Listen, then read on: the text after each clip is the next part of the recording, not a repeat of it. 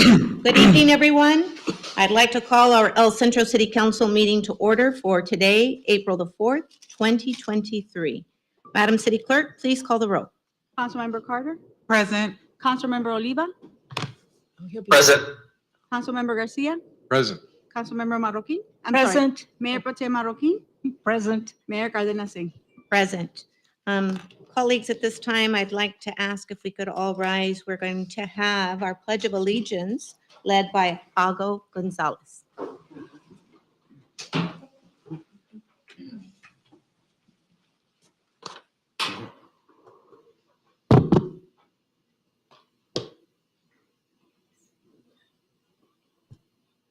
Ready? Begin.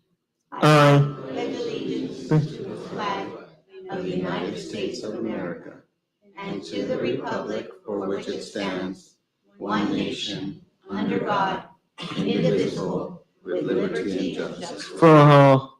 Thank you Thank you, so buddy. much. Please remain standing, and if Council Member Sonia Carter can please lead us in invocation. Please bow your heads. Dear Heavenly Father, we come to you just simply saying thank you. Thank you for all that we have. Thank you for the good news that's coming. And thank you for everything that is coming forth, Lord. We just thank you for the El Centro and the environment that is here, Lord. We just thank you, thank you, thank you.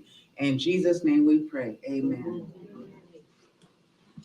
Thank you so much, Mr. Ago Gonzalez, for helping us with the Pledge of Allegiance. And as always, Council Member Sonia Carter, for your words of power and encouragement. Thank you.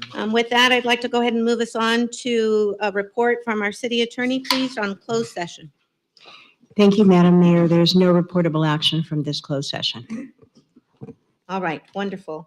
At this point, then, I'll go ahead and move us on our agenda to scheduled presentations. And at this time, I'd like to call presentation for Autism Awareness Month, Mr. Gonzalez.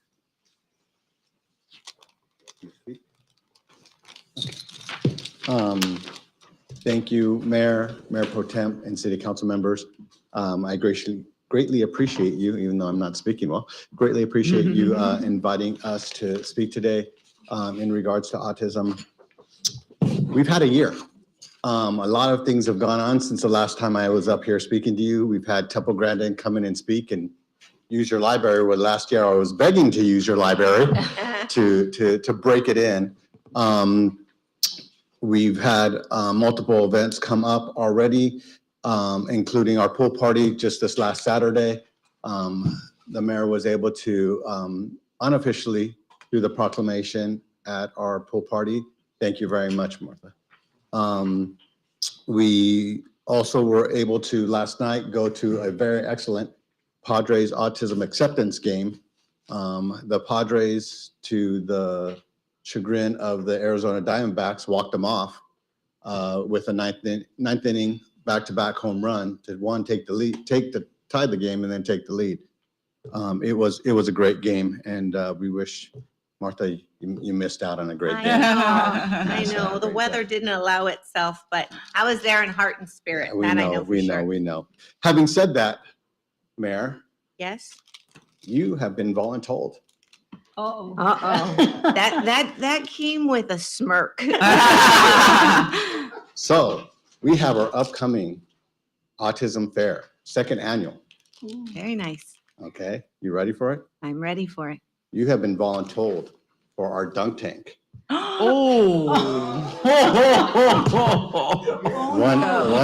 of a few that have been voluntold to participate in our dunk tank. Uh-huh. This takes a lot of work. I'm just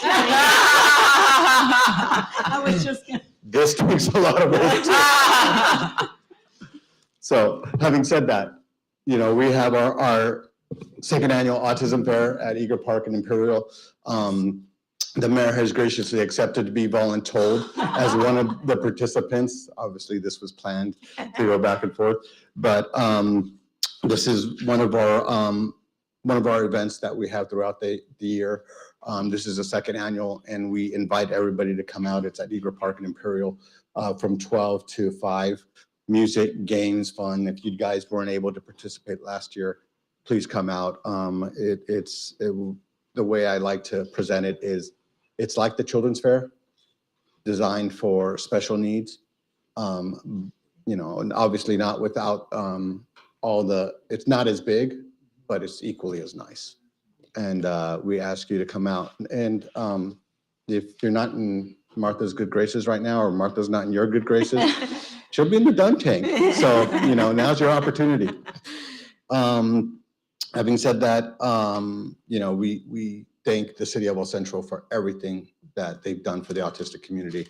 For 2022, 2023, you guys have gone above and beyond.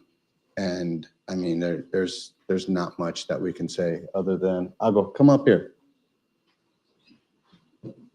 As always, he's got the big words. Thank you. Aw. Thank you. You're So, welcome. You're very Thank you very welcome. much. All right, thank you. And James, I have a proclamation here on behalf of the City of El Centro proclamation, Autism Awareness Month, April 2023, and World Autism Awareness Day, April the 2nd, 2023. Autism is a developmental condition affecting the person's ability to interact, communicate, and progress. Has not one, but many subtitles. It emphasizes the need for public awareness to promote acceptance. And autism spectrum disorder is a reality that affects millions of families every day. And more children are being diagnosed, resulting in rates as high as 1 in 44 children nationwide. The Autism Society deeply understands the need to foster awareness and to ignite change and a healthier lifestyle through improved opportunities for people with autism. In April, let's join together to celebrate and support the people on the autism spectrum and their families.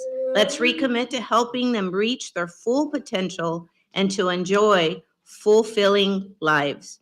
And whereas the mayor and the city council members proudly support and celebrate the work of advocates, professionals, and all who work to build a brighter tomorrow alongside with autism. Now, therefore, I, Martha Cárdenas Singh, Mayor of the City of El Centro, State of California, do hereby proclaim April 2023 as Autism Awareness Month and April 2nd, 2023 as World Autism Awareness Day in the City of El Centro. So, James, on behalf of myself and our council, if we could please invite yourself and your board and all those wonderful people in the audience to please accept this on behalf of the City of El Centro. Oh, okay. Yeah, I was just gonna say thank you. I did submit for that request and I am happy that it is, being moved forward and that El Centro is honoring us every other year, Wonderful. our families. Wonderful. So please, if I could have the group come up and accept it. And Emilio should be coming out here shortly.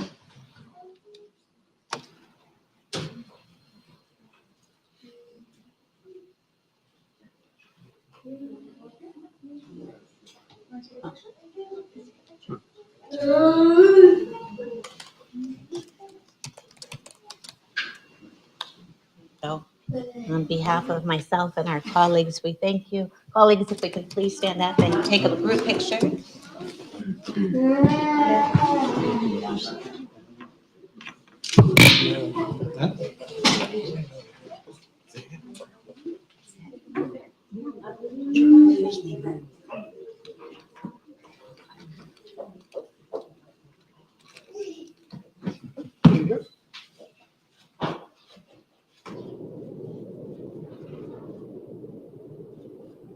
Thank you.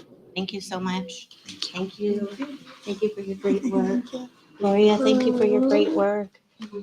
James, thank you. Thank you for your great work. Your chair's fine. Okay, thank you. You got it? Yes, thank you. You're welcome. Thank you.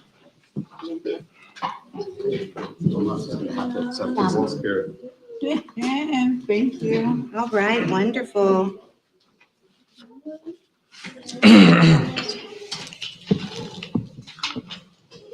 Colleagues, is there anything you'd like to add, or can we go ahead and move on to the agenda?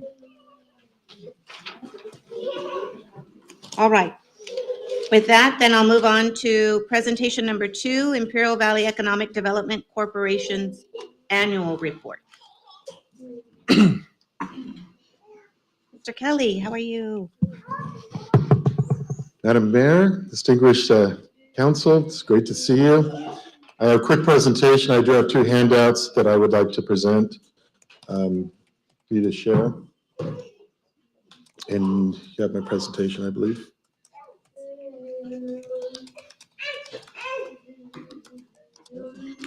And I'll go ahead and begin. First of all, I just want to acknowledge Autism Awareness Month, and we're currently working with an organization called Options for All, which helps autistic individuals be able to find a place in the workforce. There's also, I do sit on the Workforce Development Board, and it's one of the things that we're promoting at IVDC to make sure that all individuals have an opportunity to provide assistance in our society. And so Thank I you, think Mr. it's Kelly, for very providing- appropriate. Thank Thank you you. for providing those services. I appreciate it.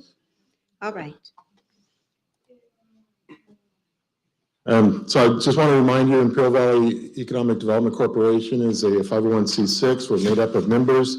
Our funding comes from our membership, which El Centro is a member of, and that represents about 1/3 of our investors. In addition to that, we have several grants that we administer, and we also have fee for service, and we also have many programs such as the Economic Summit and our Energy Summit, which I'll be talking about later, which provide funding so that we can go out and return that money back to our communities in the form of marketing throughout the nation. As a matter of fact, I just got back from San Antonio, Texas for the Site Selector Guild. I was met by an individual that I've known for many years out of Berlin, Germany, and his comment to me was like, Tim, we're hearing about Imperial Valley. You guys are doing a great job. You're still under the radar screen, but we hear about what's happening. And you're one of our best kept secrets because if we're successful, then they're successful. In addition to that, I just want to comment about what our process is in Site Selective. So we're actually out there marketing the Imperial Valley, and we bring projects to the Imperial Valley. We then help companies with site selection, incentive packaging, due diligence, land acquisition, permitting assistance, workforce development, and then we help those companies get under construction. Our top industry clusters: agriculture, logistics, biofuels, manufacturing, data centers, recycling, renewables, and food processing. Each one of these industry clusters, which were identified several years ago, we're actively involved in and have many projects coming in the Imperial Valley. I just want to highlight a few of the projects that are, and before I begin, I just want to let you know that on average, we would see about $1 billion to $1.5 billion of investment into the region. And that's a pretty large number for a community our size. But what we're seeing today is close to about $40 billion of investment that's looking at the Imperial County. Many of those projects, if you want to ask questions, I'll be glad to answer those. Many of those projects are coming to fruition. But I want to focus on a few projects that are in the city of El Centro. First of all, Rogar Manufacturing is a company that's been here for several years. We've worked with them throughout the years, and that company has grown. They needed to be able to get additional contracts. So we actually helped them with the ISO 9000, which helped them to stay in business, retain their workforce, and get additional contracts. So the city of El Centro worked with us by providing opportunities to increase their parking so they could have more employees in their facility. And we're continually looking for more space that they can move into. Valley Premier Storage was our project of the year in 2019. We helped with the site selection. We also helped with the funding for that project, and they employ more than a dozen people. And many office companies actually use the Premier Storage as an office. We have one that is meeting with us on Thursday that we may be moving in there. And so we're excited about that because I've been working with that project for 10 years. So hopefully we'll get that project done. And then in addition to that, Ventura transferred $20 million of investment to the city of El Centro. But in addition to that, the jobs it's created has been in the dozens, but also the ancillary jobs that have been created. The medical centers, we've been working with them for several years. You can see we helped them with $15 million of financing. Just one of the projects they have in the Imperial County. This one in particular is in El Centro. And then I just want to bring up the business and community resources that we started, and assist in the Imperial Valley. The Imperial Regional Alliance, which oversees the Imperial Valley Business Resource Center, and many companies come to us seeking technical assistance, financing, and we've been very successful in doing that. But some of the referrals are referred to as for business attraction, expansion, and retention. We help those companies business financing. We've been really promoting our local banks here in the Imperial County. Home financing, we actually run a USDA 502 program. Even though that program doesn't qualify for El Centro or Calexico, many of the employees and people that work in El Centro can benefit from that. Our interest rates today are 3.5 and can be subsidized down to 1%. And so we want to promote that program. And then, of course, the industry resources, CMTC, which we provide free service to manufacturers. Many of those have been in El Centro, and Clean Tech San Diego, which we have the Southern California Renewable Energy Innovation Network, which provides technical assistance and startup funding for those companies. And then, of course, workforce development. We have many programs for internships. I just want to point out to Angel Hernandez, who works for the City of El Centro as an intern at IVDC. And I got to say that he was a great intern, but has gone on to greater things. But in addition to that, I learned the success of working in chaos. And so I think he's doing a great job here. And we enjoy working with him here at the City of El Centro. And then we have a business loan program. We actually have three loans that we've given to businesses. Two of those businesses were referred to by the City of El Centro. So the City of El Centro has a business loan program, and they had gone through the process with these companies that ran out of funding, and luckily we have funding available. So we've done over $550,000 in the last couple of years of financing businesses. Actually, three of those were in the City of El Centro, La Fonda and Cargo Logistics, and the third one is Ricochet, that is here in El Centro. And so each one of those received a sizable loan, which helped them not only to stay in business, but to expand their businesses. And so we're really happy about that. I want to touch on the Southern Border Broadband Consortium. Broadband is a major issue. It's really, when we started this initiative, it was really hard to get traction. The state of California, SCAG, ICTC, others questioned why we're doing this. Now it's been really elevated to the top. And there's a lot of things we're doing, but in the Broadband Consortium, we're really addressing the underserved and non-served communities in our county. And believe it or not, there's people in El Centro that do not have adequate broadband. And so we're trying to address that need. We're trying to close the digital divide. And so we've done that by addressing the community needs, strategic planning, and regional collaboration. The Get Connected California is a program, ACP, and that, if you think about that, it's be able to provide low or no cost internet to people in our communities. So if you think about somebody that may be paying $75 or even $100 for internet in Imperial County, can reduce that down to $15 a month or less, that money goes back in their pocket, they can reinvest in their community.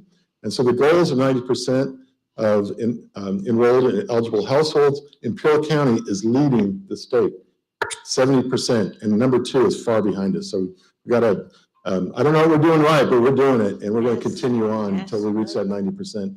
We've had events in Calipatria and Heber, Imperial, Calipatria and Heber, and talking to ICTC what they would like help with the City of El Centro is promoting that program for ACP. In addition to that, is having looked at the bus terminals to be able to provide information so people could qualify. We've done some outreach events with the farm workers, and I think that because of that is how we've reached that 70%, but we're not stopping there. The Digital Equity Coalition is another program we're involved in, and so it's, digital equity for all. And I want to key on the equity because we really think that broadband has become a human right in our society. If you don't have broadband, you can't do financing, you can't do homework, you can't do other things. So those that don't have broadband, they call it the homework gap. Those are furthest away from the schools. ICTC is doing a great job. We need to take it even further. But those are furthest away from the schools and the libraries are tending to get the lowest grades. And so we want to address that issue by providing low cost and broadband to areas in our community. And I did pass out the best practices checklist, and this is really for local government to look at and see how are we providing adequate broadband for our community. And so take a look at that. It's something that we look at on a regular basis. By the way, there is a program with San Diego Association of Governments, and that program is going to be looking at ways that we can improve the infrastructure and the permitting in the local cities, county government, even the utilities, to make it easier for broadband. And so that's part of that program. You can see that the Southern Border Broadband Coalition, which we run for San Diego and Imperial County, is part of that coalition. In addition to that, the Digital Equity Bill of Rights, as I mentioned, and there's that checklist that I just mentioned also. Some events that are coming up for that we just recently had was the USDA State Director visited Imperial County, and we were marketing two programs, the Value Added Producer Grant and also the REAP, Renewable Energy for America, and that's for small businesses. And we had several people throughout the county attend. It was held at the Ag Resource Center, and we have several applications going through. And so it's great to have the state director here. She definitely is taking notice of the Imperial County and programs that we can provide. Upcoming events that are going on, we have the Broadband for All Dignity, Equity, and BEAD Planning Workshop. And I just want to say BEAD, B without E is bad, and E stands for equity. And that's going to be a program that we're going to hold that's going to be launching this digital equity program throughout the United States. It's going to be April 21st at the San Diego Central Library. We'll be seeking your assistance and participation in that. We're expecting about 200 people, as many as we can from the Imperial Valley. We'll be providing stipends for those that can travel. We are holding an Energy Summit June 15th, and that summit is going to be a prelude to the California Economic Summit, which is a major coup for our region. It's going to be focused on the Coachella and Imperial Valley. It's going to be held in Imperial Wells, but we'll be holding events prior to that and a couple days before here in the Imperial County. So we hope that you will think about that and consider it. I talked to Mr. Oliva about that, and there will be government participation. We usually have some really good participation by state government. This is really a time to communicate these ideas and the challenges that we have in our region and take that up the legislative command. So I mentioned the broadband for all, and the invitation I handed out earlier. And these are our partners, SANDAG, IBDC, ICTC, and Southern Border Broadband Consortium. And that's it. As you can see, we have several projects we've been successful with in El Centro. It's not to mention the entire county. Remember that we work in a regional economic development. If a project happens here in El Centro, it benefits the entire county. Project happens in the Lithium Valley, which is a lot of talk about, it definitely benefits everybody in the Imperial County. That's our strategy. It's working, and we hope we have your support in the future, as we always have. El Centro has its name as the county seat, and when I travel places, then they ask me where I'm from, and I say I'm from the Imperial Valley. Our county seat is El Centro, and they go, we've heard of that place. We want to go there. We've been really successful in bringing people to the Imperial Valley to learn about our region, and we want to continue to do that. So thank you very much. I hope you have some questions for me. Thank you, Mr. Kelly. As I turn to my colleagues, any questions, comments, or feedback?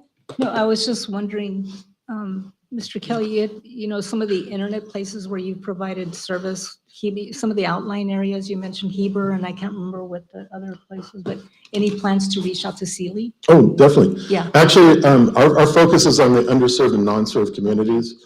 And so Ocotillo, Sealy, Heber, Bombay Beach, Salton City, Winter Haven, and Palo Verde are all areas. And so the internet service providers, and the challenge we have is there's a lot of, there are billions of dollars.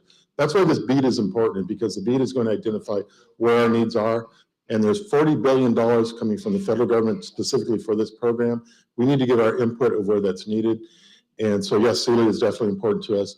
The internet service providers are very important in this process. And so the legacy providers, which in our case is mainly AT&T services of a certain area, Charter services an area, Frontier services another area. Frontier is mainly in Salton City and North Shore and Winter Haven. And so we're working with them there. AT&T, we're working throughout the county, and Charter, of course, everywhere. We're agnostic to how they get service, whether it's through the internet or through cable, but you got to have fiber in order to make that happen. And so the state has identified in Caltrans there's a huge coalition that's going on, and you're going to hear a lot more about it. But with Caltrans, we're using their corridors. We want El Centro to adopt the dig once policy. Every time a project comes in the planning commission, they want to make sure that whether it's a natural gas or IID or internet, doesn't matter, that once you dig the trench, let's make sure we take everything in consideration, and we're able to move those projects forward. Thank you. And I want to also say that ICTC is doing a fantastic job throughout the state and especially here in Imperial County, but they can only take it so far. And so we're not allowed to duplicate, but we work with them and to hopefully take it a step further. Mr. Kelly, thank you so much. I'm just so impressed with it, with the entire presentation, but specifically in regards to our digital broadband. I really appreciate the hard work. 90% is what I read, and I know that that takes a lot of work to get Yes. to that point. So understanding, I think the pandemic just really put it on the radar. And to be honest with you, I commend you on the great work to making sure that we have access and that all have access to broadband. Thank Remember, you B so much. without E is bad. So, thank you very much. Thank you, all of you. All right. Moving us along to presentation number 3 on behalf of the Imperial Valley Small Business Development Center's annual report.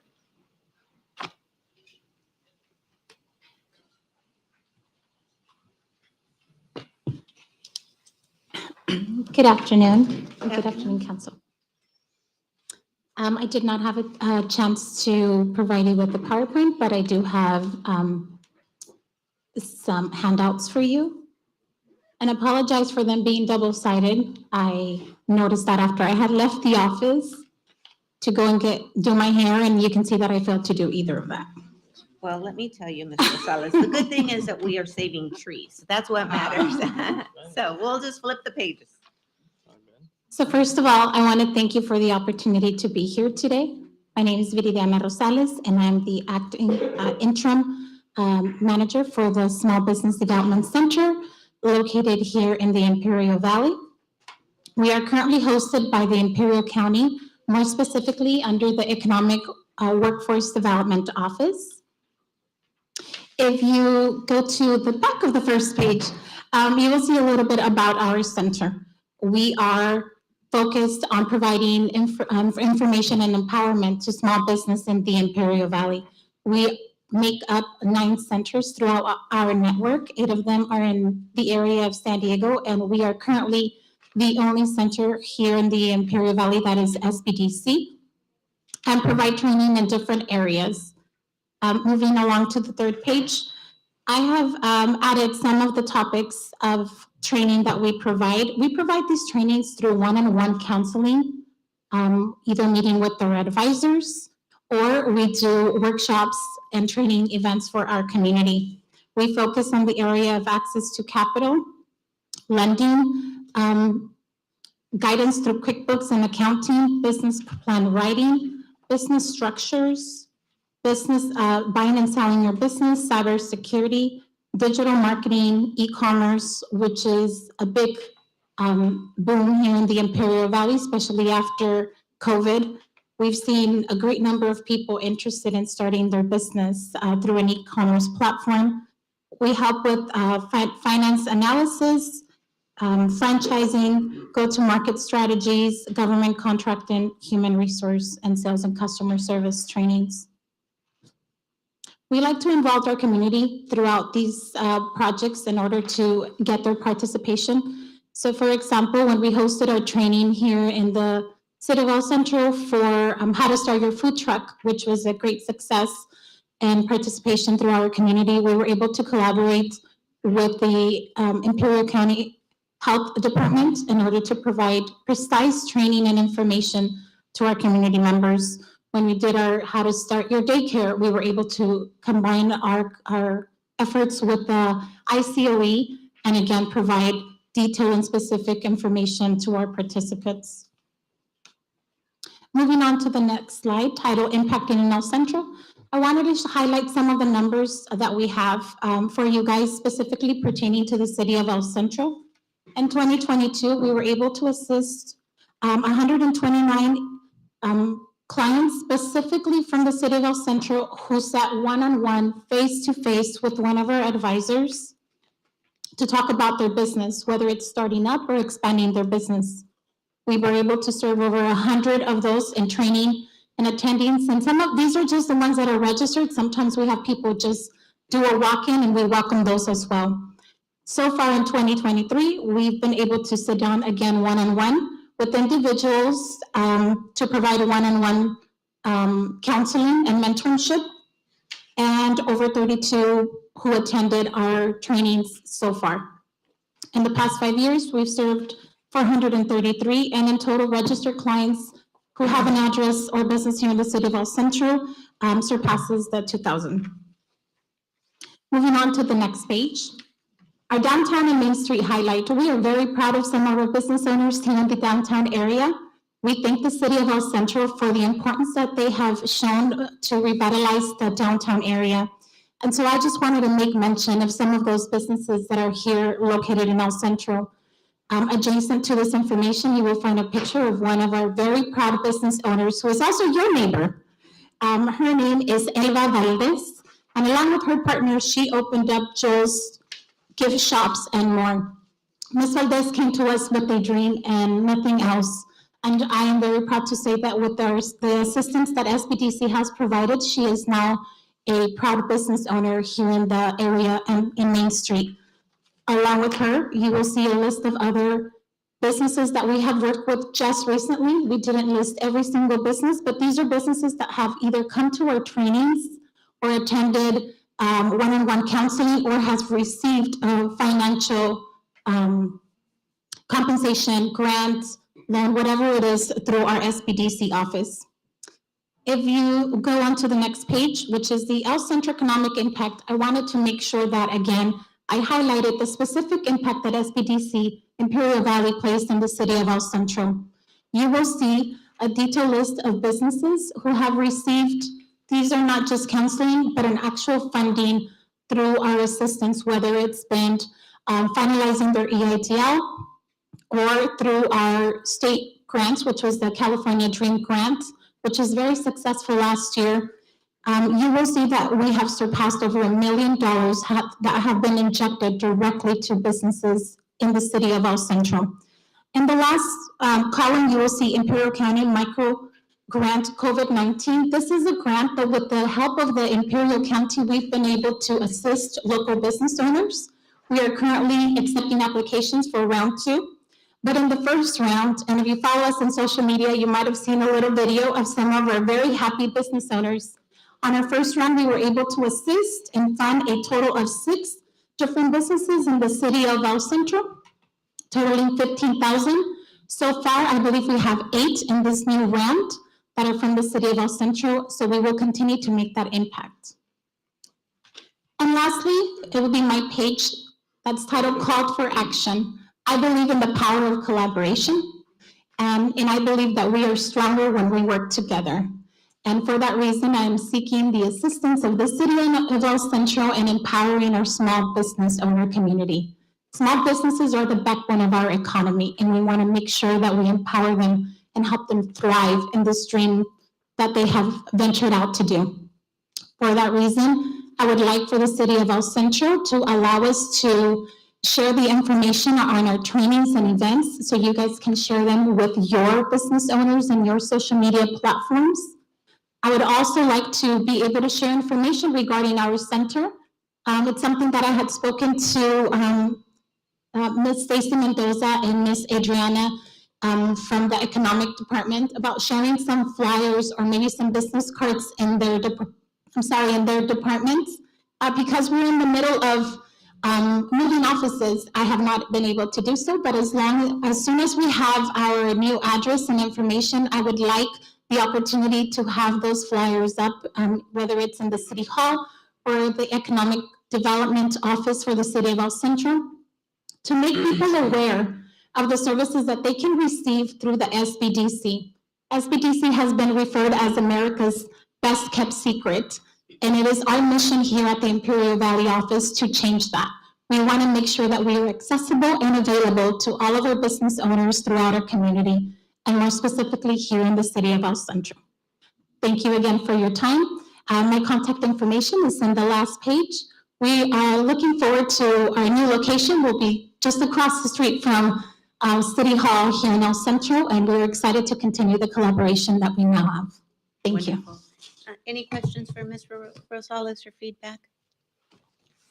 I don't have a question necessarily, Madam Mayor, but I do want to say that if you go to page 1, 2, 3, 4, Yes, I you see. just it, might Dawn. see a Oh, my Picture. goodness. with a great. Have a handsome, yes. No, I was going to say Have a there's a lot handsome of guest. potential business owners that have completed this program. And I have to say, after having spoken to many of them, it's very inspiring to have a system and coursework from SBDC that is able to facilitate an entrepreneur into understanding how to develop a business plan, how to project financially, to understand that every business owner, if done right, like you don't necessarily make a profit in the first couple of years. You'll be lucky if you do, but they need to come with certain realities, and then there's access to capital. And so I was reminded that just several hours ago, I met a young woman who does long eyelashes at home. She's 20 years old and goes to College of the Desert. She lives out in Thermal. And she was telling me how she used to work at a bakery and she didn't like it. And so she decided to start her own business and wanted to go into beauty. And then she finds passion in making others feel good about themselves by feeling beautiful. And so I told her about SBDC and she said, I have no idea what that is, right? So she's looking it up on her phone, and I'm sure there's one in the Coachella Valley, right? Yes. And so her eyes just opened up. She says, oh, we have one here. Wow, I had no idea. And I was just kind of, thankfully, I know you and I know Jesus, and I've been exposed to your coursework. And so I was able to explain to her just a little bit. She was really excited. And I really do hope that your counterparts over there are able to help her, just like you've been able to help a lot of the folks that we have here in El Centro, as shown by the pictures. And so thank you for everything that you do. Thank you, Council Oliva. And I just want to add to that, those stories are our motivation and what keeps us going. We are a very small team here at the Imperial Valley SBDC. In fact, I brought my entire team with me. Jesus, can you stand up? Jesus is our finance and marketing advisor. We see clients from all walks of lives, all with a different story, but there's something in them that they all share, and that is the passion and their desire to be self-sufficient and be business owners, and that really keeps us going. Councilman Oliva was able to refer you to that picture, and that picture is one of the many business launch academies that we have graduated. We have graduated over 280 participants through those academies that come from different walks of life and that are trying to make an impact with their business throughout our entire county. So thank you, Councilman Oliva, for your support and your words of encouragement for at that graduation. Thank you. I'm sorry. So, no, go ahead. I was just going to share with you, Mayor Pro Tem and I, we co-chair the Downtown Ad Hoc Committee, and as a city, we have made a commitment to making sure that the downtown area is vibrant and that we're being good stewards to business owners. So I'm glad that we're building the bandwidth of the downtown area. I was excited to see the list of new businesses that have opened, and it takes all of us, right, to revitalize the area. And so I thank you Please for the let us great know work. if we can be of any use or support. Okay, We would be great. more than happy to do so. And the other question I get a lot is for individuals that are interested in having a food truck or how they go through that process. That has become really popular, I think, at this point. And I know when the many, many events that we have the opportunity to host, we're always looking for vendors and definitely want to be supporters of small business. So I'm glad to hear that you finished that course, and hopefully there'll be another round for individuals. We're going to have to. We had over 60 people registered for that training. A lot of interest from our community to start a food truck. Again, we're in close communication with the Environmental Health Department here at the county. They have all the rules and regulations. We provide the training, and I think we make a great team. And I think the other thing that happens in conversations, Ms. Rosales, is there's so many individuals who have the skill and well, not the skill, but the desire to open up a business, but just don't know how to navigate the process. I think that is for many individuals the deterrent, right, to not be able to move forward. So I like that there's this upskilling of individuals to be empowered and to learn the process so that they are set up for success. So great work that's happening. Absolutely. That is our mission. We want to make sure that we are the bridge builder between Yes. those people that have a desire to have their business and then the educational part. It takes a lot to have a successful business. And like I tell our clients, our work is not done in you starting a business. Our work is done when you're successful in your business. So by providing the training and educating them on how to properly run their business, then we can help them make their business just that much more successful. How do you advertise your trainings? I have a lot of people that are interested in the food truck training. So how is that advertised? So we do have social media accounts and we have a newsletter that goes out once a week. We provide information on our trainings on our newsletter, and then we also post it on our social media accounts.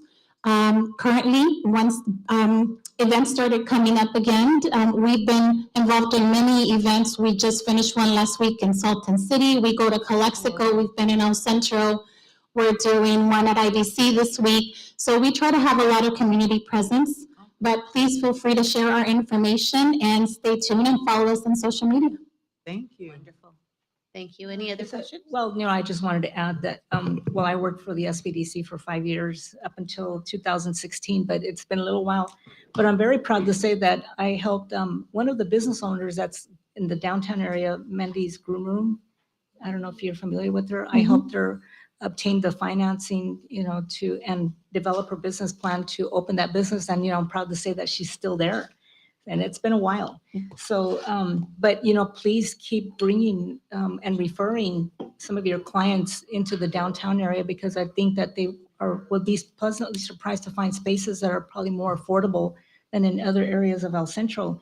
And we also wanted to share with you that we're having a downtown merchants meeting on the 20th of April. I don't know if you're aware of that. It's already on my calendar. Oh, good. Okay, so I'm glad to hear that you'll be there.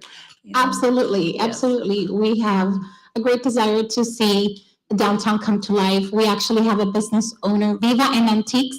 She currently owns the building that her business is in, and she's been able to remodel a lot of the spaces. And so she has some of our other business owners who lease from her there, and she's very excited about bringing business owners to the downtown area.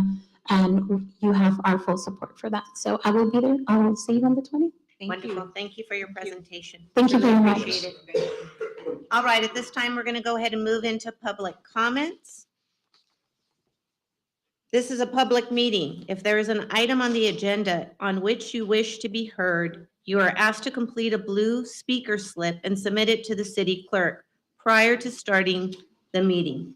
Persons wishing to address the council, the successor agency to the RDA, and the successor agency to housing agencies are not required to identify themselves. However, this information assists the mayor by ensuring that all persons wishing to address the council are recognized, and also assists the city clerk in preparing the city council meeting minutes.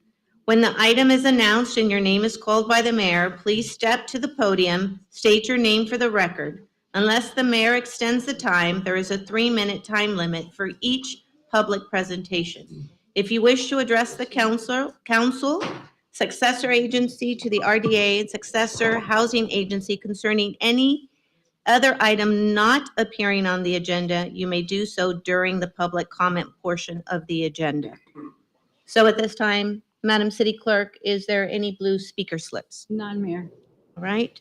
And is there anyone virtually online? No one. All right.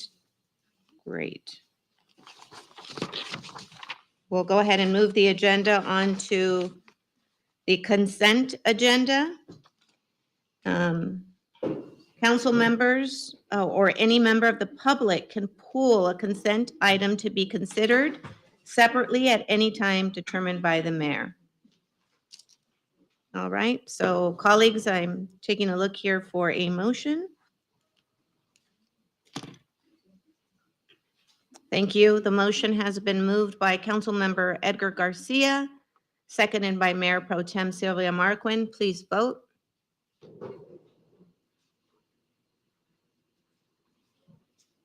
We're waiting for Councilmember Oliva. Thank you.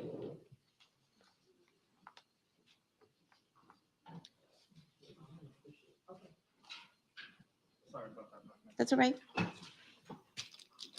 We're on, we have a motion and a second, the consent agenda, and please, if we could vote. Wonderful, voted. At that time, this item is adopted 5-0. All right, moving on to public hearings. I'm opening the public hearing for items 5, 6, and 7. Resolutions will be voted on individually. At this time, public hearing to be considered of the Planning Commission regarding the mitigated negative declaration for Dogwood and via annexation. Mr. Angel Hernandez.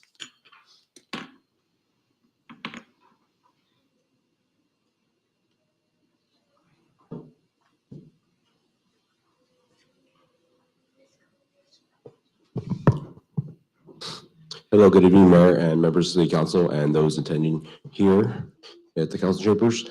The item before you is a series of items related to the Dogwood and via annexation as we're naming it.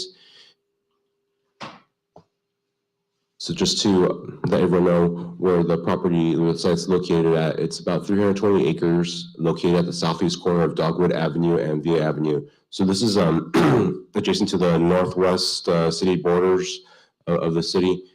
Just to kind of orient people, the IID steam power plant is right there highlighted. So this is across Dogwood from that facility. The applicant and the property owners, which is Carl and Patricia J. Weiler Family Trust, have submitted an application to have the property annexed and pre-zone into the city of El Centro. The current zoning is under the county's A2 zoning designation, and when it comes into the city of El Centro, it'll be zoned as general industrial, general manufacturing uses. So tonight we're going to have a public hearing for these three items, which is the certification of the mitigated negative declaration, approval of the change of zone, and approval of the annexation. I just wanted to know about the approval of annexation that is ultimately contingent on the approval of VAFCO for that action. And our separate action is approval of the pre-annexation agreement between the city and the property owner. Now that's a document that the city in practice prepares between the city and the property owners of properties that are wishing to annex into the city, just stipulating some of the terms of the annexation. This one specifically is just specifies the terms of the environmental that was the environmental review that was done for the project. So the site itself is mainly agricultural fields. You do have a drain that runs through the middle of the project site, and there's also a wastewater pump station that the city operates. Surrounding there, you have agricultural and rural residents to the north across Via Road. To the east, you have more agricultural fields. To the south, you have industrial uses across the railroad tracks. And to the west, you have the power generation plant operated by the IID. So the first item I'd like to talk about is the mitigated negative declaration. So for the M&D, it was assumed that the full build out of the site would be a 5 million square foot manufacturing facility. That the document did identify impacts to air quality, biology, geology, soils, noise, transportation, traffic. I do want to highlight some of the most notable mitigation measures that were a result of the project. Regarding noise, there was some potential impacts to those rural residential properties to our north, and then to address those, there would be a reduced speed limit for Via Avenue across the site of those rural residential properties, and also the limit basically keep any entrances into the site, if I may, a quarter mile away from the rural residential. So they would have to be somewhere in this area where I'm highlighting, or somewhere between about here and Cooley Road. And the thinking behind that is that it would reduce the impact from any type of vehicles entering the site. Those impacts, that is. Okay, and there was a series of mitigation measures related to traffic. This is a relatively large facility that was studied under the document, and there's a series of mitigation measures relating to traffic improvements in the surrounding area, and they've been created or crafted to kind of trigger at certain points of development. So the first part of development would be the certificate of occupancy. That's basically after the first building permit is pulled and construction it concludes and the project gets all the final inspections. That's when they would be issued a certificate of occupancy. So there's improvements on V Avenue. Right now it's a rather narrow two-lane road adjacent to the site, so it has to be widened to the two-lane arterial standards that are in our general plan.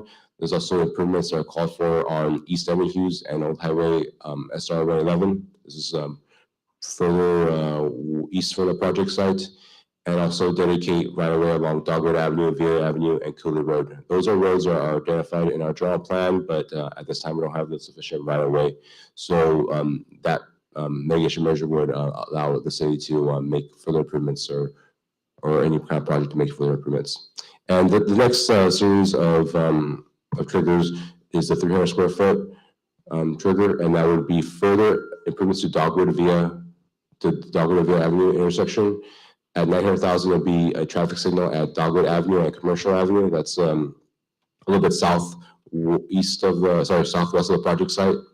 And at 1 million, there's major improvements such as extending Cooley Road. This is the road to the east of the site. Right here, extending it to from the project site to H.M. Road, where there's current intersection, and also further improvements to Dogwood Avenue and Villa Avenue and the Dogwood and Commercial Avenue intersections. It also calls for modification of the existing traffic signal that's at Dogwood and Main Street. That's an existing traffic signal, but there will be additional modifications to accommodate the additional volume going into there. And at the last trigger is 2 million square feet, and that would call for additional turn lanes at SR 111 and East Hughes Highway, because these were just kind of identified as kind of main routes for traffic to access the site. The other entitlement that is being requested is the change of zone. We call it change of zone, but it's actually like we're pre-zoning a property. So in anticipation of it being annexed to the city, it would have the MG, which is a general manufacturing zoning destination. And that zoning designation would allow for the development and manufacturing of processing, fabrication, and assembly of goods and materials. So if you could see the area to the south of the area that's highlighted in red, it's an existing MG zone property. And I'd like to also add that this is consistent with the general plan that was adopted a couple of years ago, that this zone be applied to this property. So there'll be findings. I'm not going to read every word on here, but there's 3 findings, and the first one is that the proposed zone change is in conformity with the city's general plan and other development the policies of the city. As I mentioned, the general manufacturing zone designation would be consistent with the land use element, and furthermore, the project itself furthers the land use element policy 1.13. Which is in summary is to ensure that there's enough industrial zone land in the city to take advantage of any opportunities for employment of Centro residents.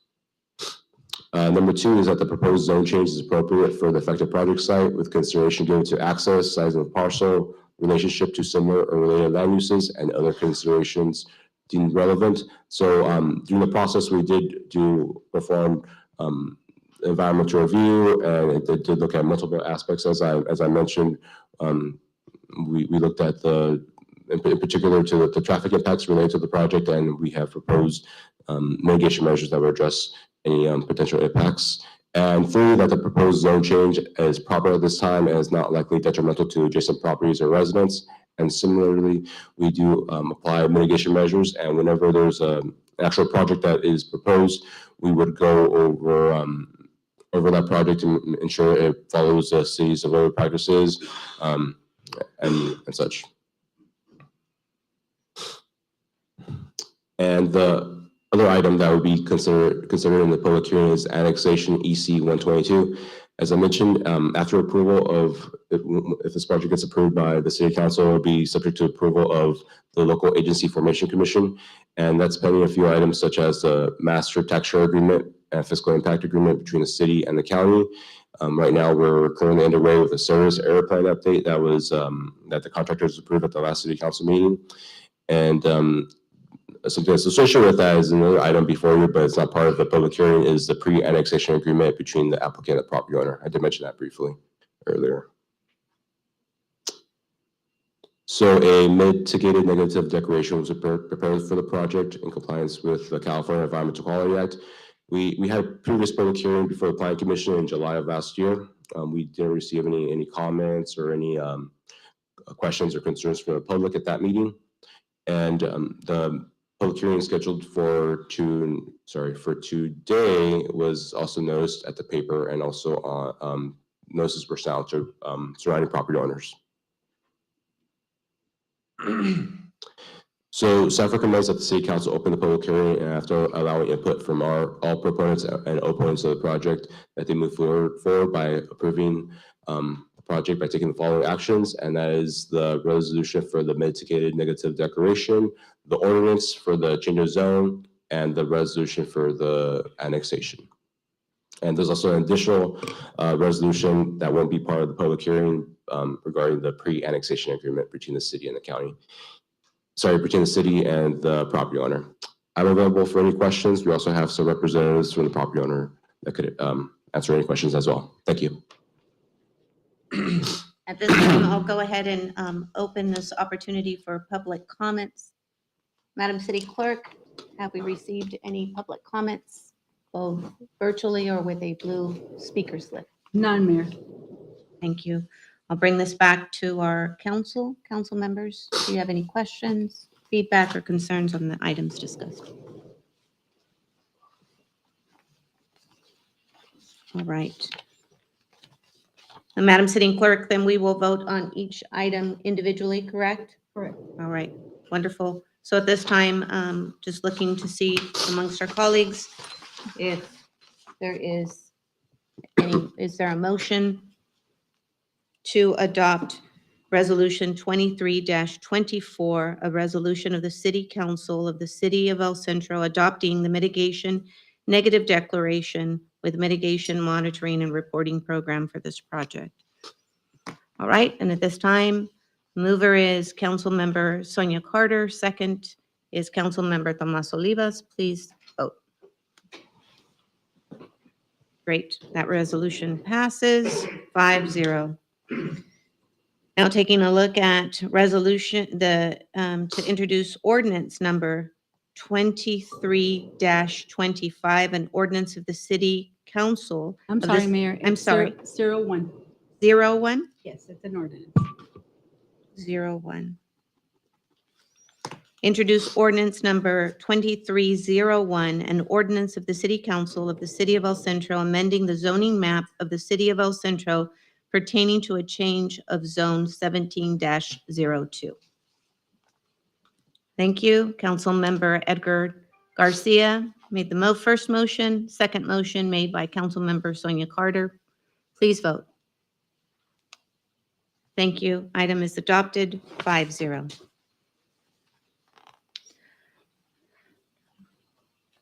Adoption of resolution 23-25. 25.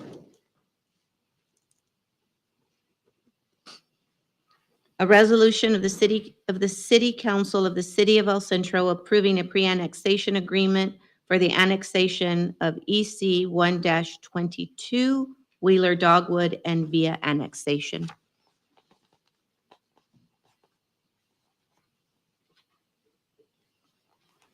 Thank you for that. The mover is Councilmember Edgar Garcia, seconded by Mayor Martha Cardenas Singh. Motion passes 5-0.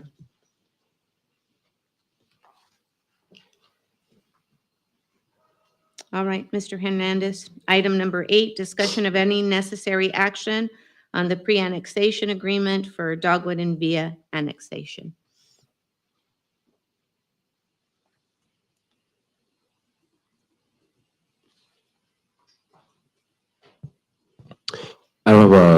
a formal presentation specifically for that, but I can answer any questions regarding the agreement. All right. Colleagues, questions, comments on the item? All right, so looking for a motion, please.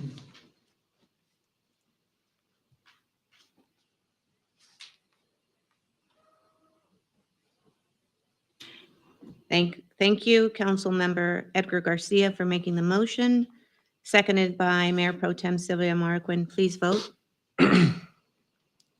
Thank you. Item is adopted, 5-0. All right, Mr. Angel.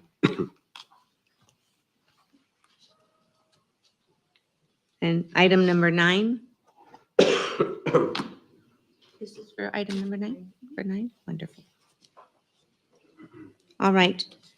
Mr. Hernandez, consideration of the recommendation of the Planning Commission regarding conditional use permit number 21-07 for a telecommunication tower at 330 Wake Avenue.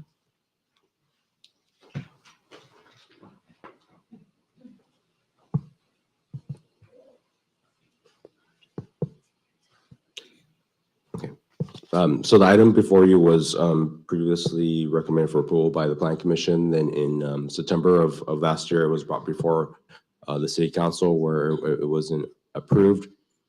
What happened was that there was, as I remember through my notes, there was concerns regarding the aesthetics of the project and also regarding the need of the project, specifically is how the need for cellular service at that area of the city. So I'll provide a presentation just in general, like if it was a new project. So the project is located at 330 Wake Avenue. The owner, Jesus Rubalcaba, and the applicant, Parallel Infrastructure LLC, are proposing to construct a cellular tower at this location. Just to be specific, it's this area outlined in white that's unpaved right now. The size of the project, the size of the property itself is 1.5, around 1.5 acres, but the lease area, which is that area outlined in white, is 2,500 square feet. The existing use of that property is a restaurant and parking areas for that restaurant. Surrounding the site is also other restaurants, the ATV dealership to the west, the home improvement store, and some more restaurants. So the zoning and the planning land use is general commercial, which is consistent with the project. So the project description, what's being proposed is a 65-foot monopalm cellular tower. It would have the capacity for 3 carriers. As of right now, T-Mobile would be the first carrier on the top. It would be followed by Dish, and also there would be a feature carrier at the bottom, which is to be determined. On the ground there will be a 100 by 25-foot enclosed equipment area. This is ground-mounted equipment, cabinets that are used to service the antenna, and they will be mounted on the ground. And the objective of this project is to improve T-Mobile service in the area and also to expand Dish wireless service. So the site selection, what the applicant was looking at is for a tower to be located in that area outlined in red. They looked at some 5 other sites around this area, and this was the most responsive site. Other areas had, like I mentioned, unresponsive property owners, or there were utility conflicts due to water and sewer mains in the vicinity. And I just want to note that there's an existing monopalm to the west of the site, adjacent to one of the hotels, and that's only designed for single carriers, so that wouldn't have the capacity to add an additional carrier.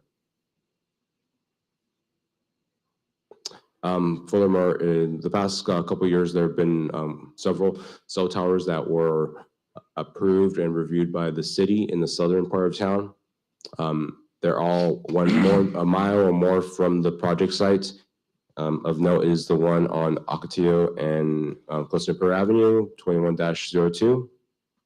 That's under construction and it's under operation right now. I think when this specific project was brought before you in September, it was not in operation, but now it's been final and it's in operation now. And the other one that's under construction is the one across the Imperial Valley Mall by Dockwood.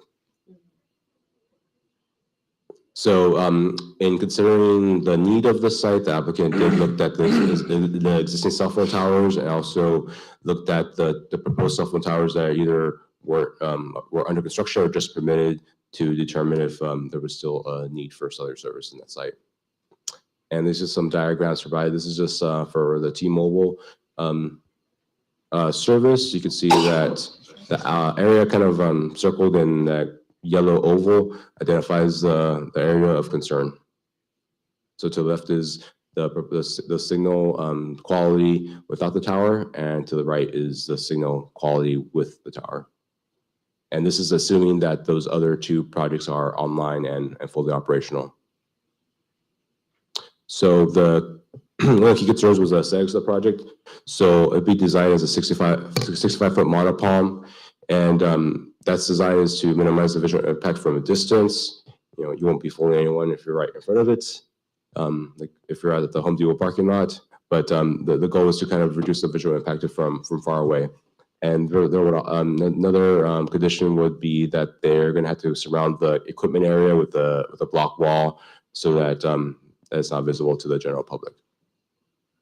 So this is a view of the monopalm from the interstate, and this is a closer view of the monopalm if you're like walking outside of Home Depot. Additional conditions of approval. I mentioned about the CUMU block wall. It won't be, originally it was supposed to be a chain link fence, but we had them change it to a block wall. We also added a condition of approval that there's going to need to be a 10-year renewal for the CUP. So after 10 years, it would go through an administrative CUP. So it would be reviewed through the administrative committee to make sure that they are meeting all the conditions that were in effect when the project first approved. And also there is a requirement that the tower is, when it'll be removed if it's not in operation within 6 months. So if for some reason the tower is not being used for self-service anymore, the tower had to be demolished. An additional condition that was added on since this item was last brought before you was to install landscaping on adjacent unimproved areas. So originally those areas outlined in that green rectangle were going to be left as dirt and unpaved, but the applicant would now be required to install landscaping, including installing another palm tree in that in this southern portion right there.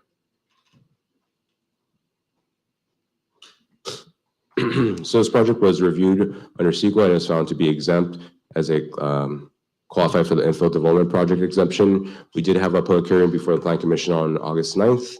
And for this public hearing, we did notice in IB Press on March 24th. We sent out notices to surrounding property owners from the site. We have not received any calls or comments or questions regarding this project. And we do have a public hearing scheduled for today. So with that, staff is recommending that the City Council open the public hearing, and after allowing input from proponents and opponents of the project, that they move forward by approving the resolution before you. I can answer any questions, and we also have Franklin Orozco, who's representing the applicant. I believe he does want to discuss some of the go into detail about the signal requirements and the quality of cell phone service in that site. So I don't know if you want to ask any questions or have him proceed. Mr. Hernandez, I'm going to go ahead and open it with Okay. the public comment. And at this time, I would like to go ahead and ask Mr. Franklin Orozco, please.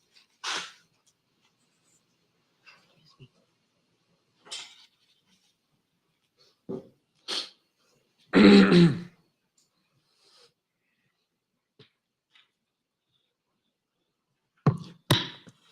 evening, Mayor, members of the City Council. My name is Franklin Orozco, here on behalf of Parallel Infrastructure. Also with me is William Castaneras with 5C Pro and the property owner, Jesus Ruel Cava. Thank you again for taking this project and reviewing before you.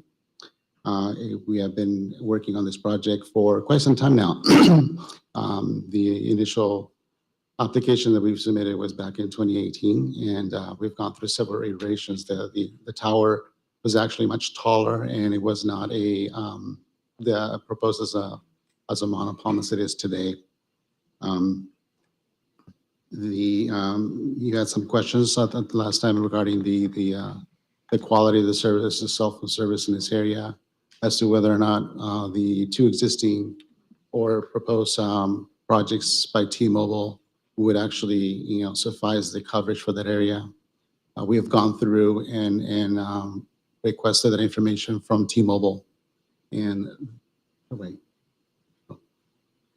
The slides that were shown a little while ago, these basically depict the quality signal for T-Mobile, and the two sites that are circled in green are the sites that were at the time under construction. So even with those two sites, T-Mobile cannot reach that area for a few reasons. It's has to do with the height of those antennas and the direction of those antennas are pointing as well to serve the purpose and objectives for those locations. Therefore, with the proposed site, T-Mobile would be able to close that gap that they have at that intersection of the freeway and Fourth.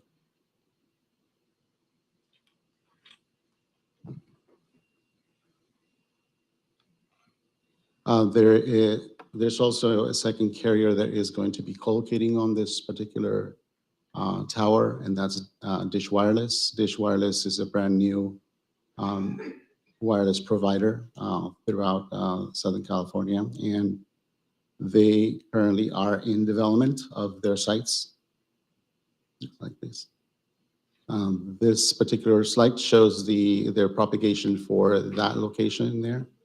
And the next one. And this slide shows basically the other locations that they have acquired, and they're working towards development as well. And it does show that there is a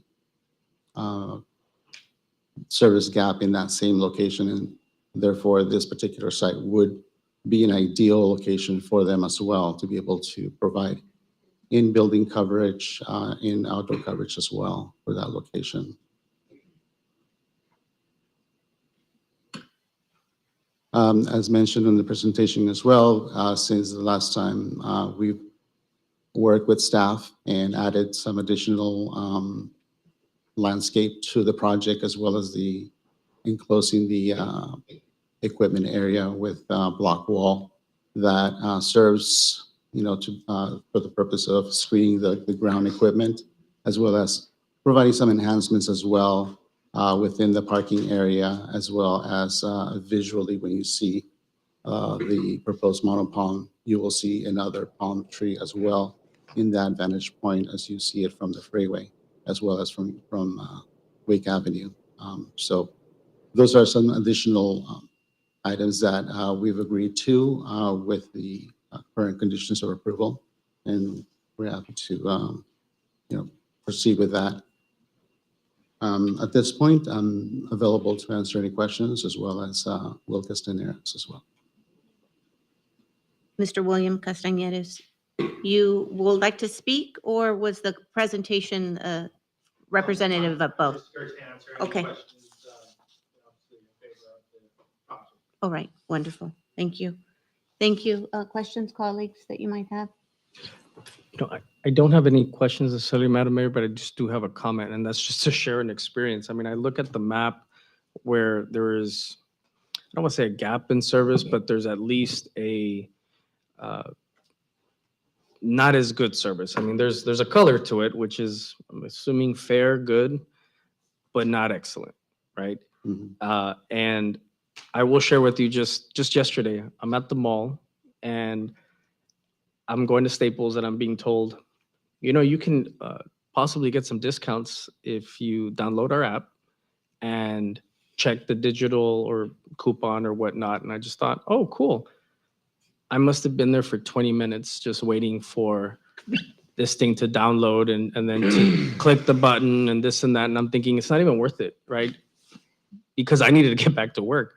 And so I just find it to where, at least myself, I'm speaking from a personal experience where we depend so much on cellular coverage, on wireless coverage to go about our lives, whether it's to benefit from a discount, whether it's to see if there are any coupons to clip and whatnot. And I have heard from a lot of our constituents that the mall area and these areas that were not so trafficked 10 years ago that now are, right? They're becoming hubs of commercial and retail spaces.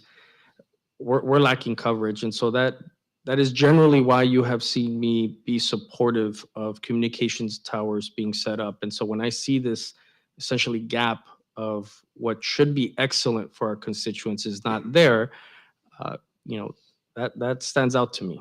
So I just wanted to share with you my experience and how I would imagine that if I read this map correctly, this is in the Home Depot area, right? Home Depot and Very close, yeah. right, there's a hotel on that side, right? There's In-N-Out. There's a lot of traffic there from our own constituents, and so I can understand why you're choosing this location personally. Those are my only comments, ma'am. Wonderful. Any other comments? I will share, I had some concerns with the area or this cell tower, and I see that those accommodations have been made or those recommendations have been made. I will share with you also that I had received 2 emails and 1 phone call of individuals that live there in the mobile home park area there where the Broken Spoke golf course is at, and they shared their day-to-day struggles with getting coverage. So I myself went to Panera one day and was scoring scholarships and just struggled to be able to even download the scholarship applications to be able to read them and score them. So I myself experienced the frustration of not having access, right, to being able to use the service and being able to read those scholarships. And sometimes you have to experience it to have a better understanding of the struggle of individuals in the area. So I thank you for this opportunity and for making the recommendations that we had asked in this, in what's before us this evening. Okay. All right. Thank you for your input on that. I think it's important to know that throughout the years, most of the people that use cell phones, used to use them on the roads. But nowadays, with COVID and all that, a lot of people are stationary. A lot of people, as you heard in these presentations, are working from. They're entrepreneurs. They're working from home. They're working from locations, and they're using their cell phone service much more than before. And so to be able to provide the adequate capacity for all of those, that's the purpose that you're seeing. Right. Wonderful. All right, colleagues, at this time, then, we're going to clear the screen, Madam City Clerk. All right. Do we have any questions for Angel at this time? All right.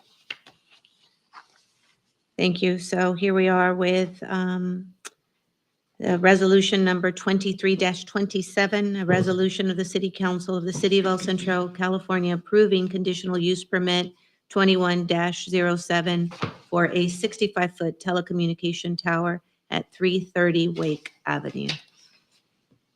At this point, Councilmember Tomas Oliva is the mover. Second, Councilmember Sonia Carter, please vote.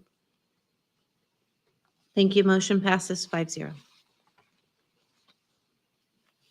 All right. Moving on to new business, we have a current vacancy.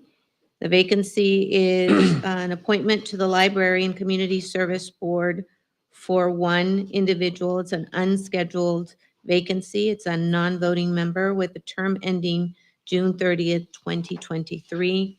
At this time, colleagues, I would like to recommend Armando Lopez. He's a curriculum coordinator with Imperial County Office of Education, has been a past principal at one of our elementary school district schools, and very involved and active in volunteering, both on soccer, baseball, and basketball leagues here in El Centro. So at that time, this is the recommendation I'd like to make. And with that, the mover is Councilmember Edgar Garcia, seconded by Councilmember Tomas Oliva. Please vote.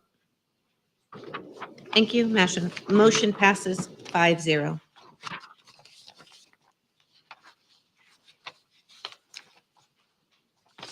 All right.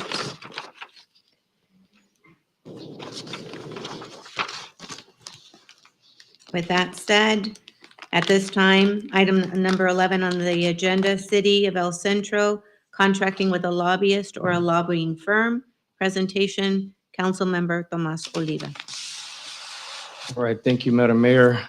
Colleagues, as you may have heard me in the past talk about how I think it's very important for us to have a lobbying effort that meets our needs. That is why this is before you now, essentially asking for your consideration to raise the budget for a lobbying firm that will help us for the next 2 years. As the background states, currently we are paying $9,000 a year on lobbying efforts, which, to be quite honest, there's no one in this room that would turn on their computer for $9,000 a year. And let's just be honest about that. And yet we're paying someone to keep us up to speed, up to date, to create a presence for us in Sacramento, to explain to us the legislation that could impact us. And yet no one in this room would get out of bed for $9,000 a year. I mean, if you think about it, right? I'm being as silly as possible because, to be quite honest, it's not enough, especially where we're at today, right? Where we find ourselves with needs for infrastructure, for needs with housing policies that are being pushed, with legislation in Sacramento that we are going to be weighing in on. And so with the hospital in front of us, when we ourselves have legislation that we would like to see move forward, we cannot always be in Sacramento. And so however, we do need a presence. And so I think it is extremely critical for us to consider raising the budget in order to get us to where we need to get for the next 2 years, knowing that the success of the hospital district and some of the plans that we have here, for example, I-8 extension and potential funding, pump stations, tax sharing agreements with the county and property tax and how that, housing approvals, whether or not, we're pushing forward with high dense housing, on and on and on. I'm preaching to the choir, colleagues, but again, we cannot always be in Sacramento. And so if we want to play in the majors, we need to meet that want with a level of commitment. And so what I do know is that we are sitting on some, I don't necessarily like to touch general fund, but we do have some Measure P dollars and we do have ARPA dollars that need to be committed by 2024 and spent by 2026. Otherwise, we have to give it back. And so it's sitting there.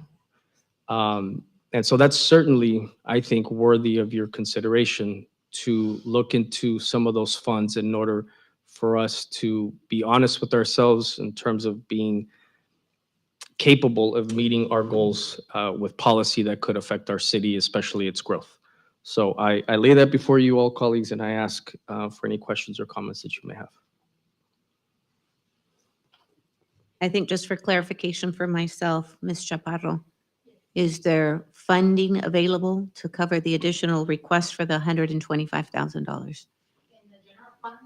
Oh, yes, in the general fund, yes, there is additional funding. In ARPA, we have 800,000 plus available, and in Measure P, we have around 4.6 million available. Thank you. Any other questions regarding the budget impact? I don't have any issue allocating the ARPA funds. but Measure P was initially proposed to the voters for infrastructure, capital improvements. So I would not be in agreement with using any Measure P money to fund lobbyists, but I have no issue with the ARPA funds. I think that in the current situation that we find ourselves in, it could be useful. So I would have no issue with that and seeing what type of firms would submit proposals as to what type of services they would provide, so we can take a look at that. So I have no issue with that instruction. All right. Madam Mayor Pro Tem, any No, comments? I agree with Councilmember Garcia. It's just like I wouldn't want to touch Measure P, but if we haven't allocated some of the ARPA funding, then I think it would be appropriate to use for that. And something that Councilmember Oliva said, this is like, we find ourselves right now with many legislative actions that are before us that we really need, I think, not only clarity for, but also to represent us. And because it's tough. All right. That's right. Use it or lose it. So also in this item that's before us under discussion, it is requested that the mayor and the ECRMC board president act as an ad hoc committee to identify and interview possible lobbyists to present one or more recommendations to the city council at its first meeting in May. The increased cost will be reflected in the updated budget during the remainder of this fiscal year and included in that for the next year. So I just wanted to go ahead and say that, those would be some of the conditions with that. Correct. And Madam Mayor, if I may clarify, my motion, as you can see on your screen that I made, does include, as spelled out, of what we mentioned, that the monies and the increase in budget would come from ARPA. And what you just stated, Madam Mayor, that we would serve as an ad hoc committee, bring it back in May, and that the contract or how we move forward would be the remainder of this calendar year and the following calendar year. All right. I don't think we're going to be receiving a burdensome amount of lobbying firms. And since there's 5 of us serving in both capacities with the trustees and with this board, I don't know if the committee is necessary. I think we can all be apprised of the information and kind of discuss it amongst ourselves as to who would be the best fit for this type of lobbying firm. And, no offense to you guys doing all the extra work, but No, I'm okay with that. I'd I like mean, to take a look at it as well. I'm sure we'd all like to take a look at it as well. so I would accept that friendly amendment, sir. That's certainly fine with me. All right. So with that, we do have motion moved by Councilmember Tomas Oliva, seconded by Councilmember Sonia Carter. Please vote. Wonderful. That item is adopted 5-0. All right. So as we move on to item number 12, we will now recess the city council meeting and adjourn as the successor agency to the redevelopment agency. Madam City Clerk, please call the roll. Member Carter, Present. Member Oliva, Present. Member Garcia, Present. Co-Chairman Marroquin, Present. Chairman Cardenas. Present. All right. So what is before us?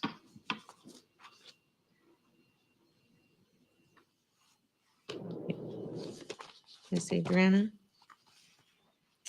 Resolution accepting certain property from the former redevelopment agency. Presentation by Ms. Adriana Nava, Community Services Director. Hello, Honorable Mayor. The item before you it's a small action, but I wanted to take this opportunity to introduce the project to some of our council members that maybe were not a part of this process, as it's been quite an extensive process. You may recall that, before we had redevelopment agencies, our redevelopment agency was very successful. And when the wind down occurred with redevelopment agencies, certain actions needed to take place. So one of the actions that was completed was a long-range property management plan that governed the disposition of the properties. Some of them we still have, and we're looking towards selling them using the Surplus Land Act as a vehicle. And also just for us to reduce the portfolio that we have of properties since the maintenance on them is quite extensive. One of the properties that we have is the site adjacent to First Responders Park, just right across the street, right behind Cardenas. It's a 5.5 acre property. And under the long range property management plan that was adopted by the then council in 2015, that property was set aside for affordable housing. We moved forward with a request for proposals to move forward with that property and develop it. And in 2021, Chelsea Investments Corporation was, we did an exclusive negotiating agreement, and so they began the process. The property, if you look it up, the ownership is the redevelopment agency of the city of El Centro, which is an organization that no longer exists, and now we have the successor agency. So the item really before you is to deed it back to the successor agency of the city of El Centro so that we can move forward with the legal documents for that property. With that said, I just wanted to give you a little bit of context of what is being proposed there by the developer. This project is a two-phase project. The first one consists of 95 units of various bedroom types. So we have 24 one-bedrooms, 47 two-bedroom, and 24 three-bedroom. This is the elevation that was presented by Chelsea Investments.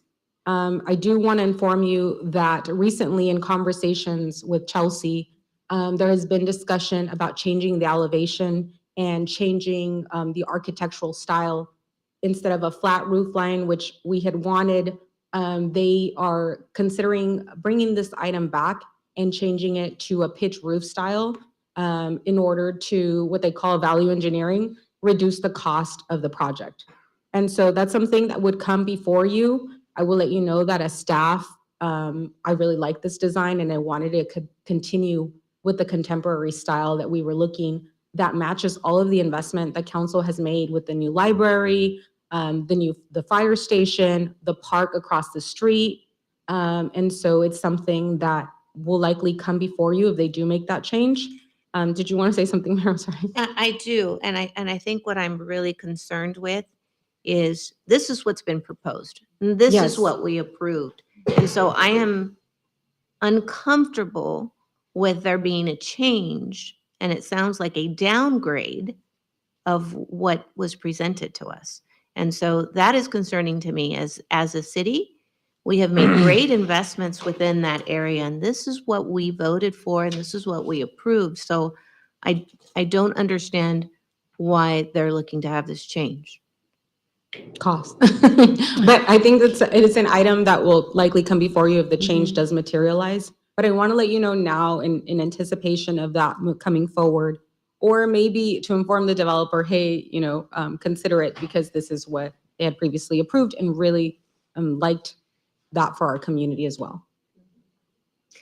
Yeah, I'm thinking about, we have our first responders park area, we have our library that is around the corner. So as a city, we have committed dollars to that area, and I'm just disheartened and concerned that they're now taking a look at changing this plan of what was approved.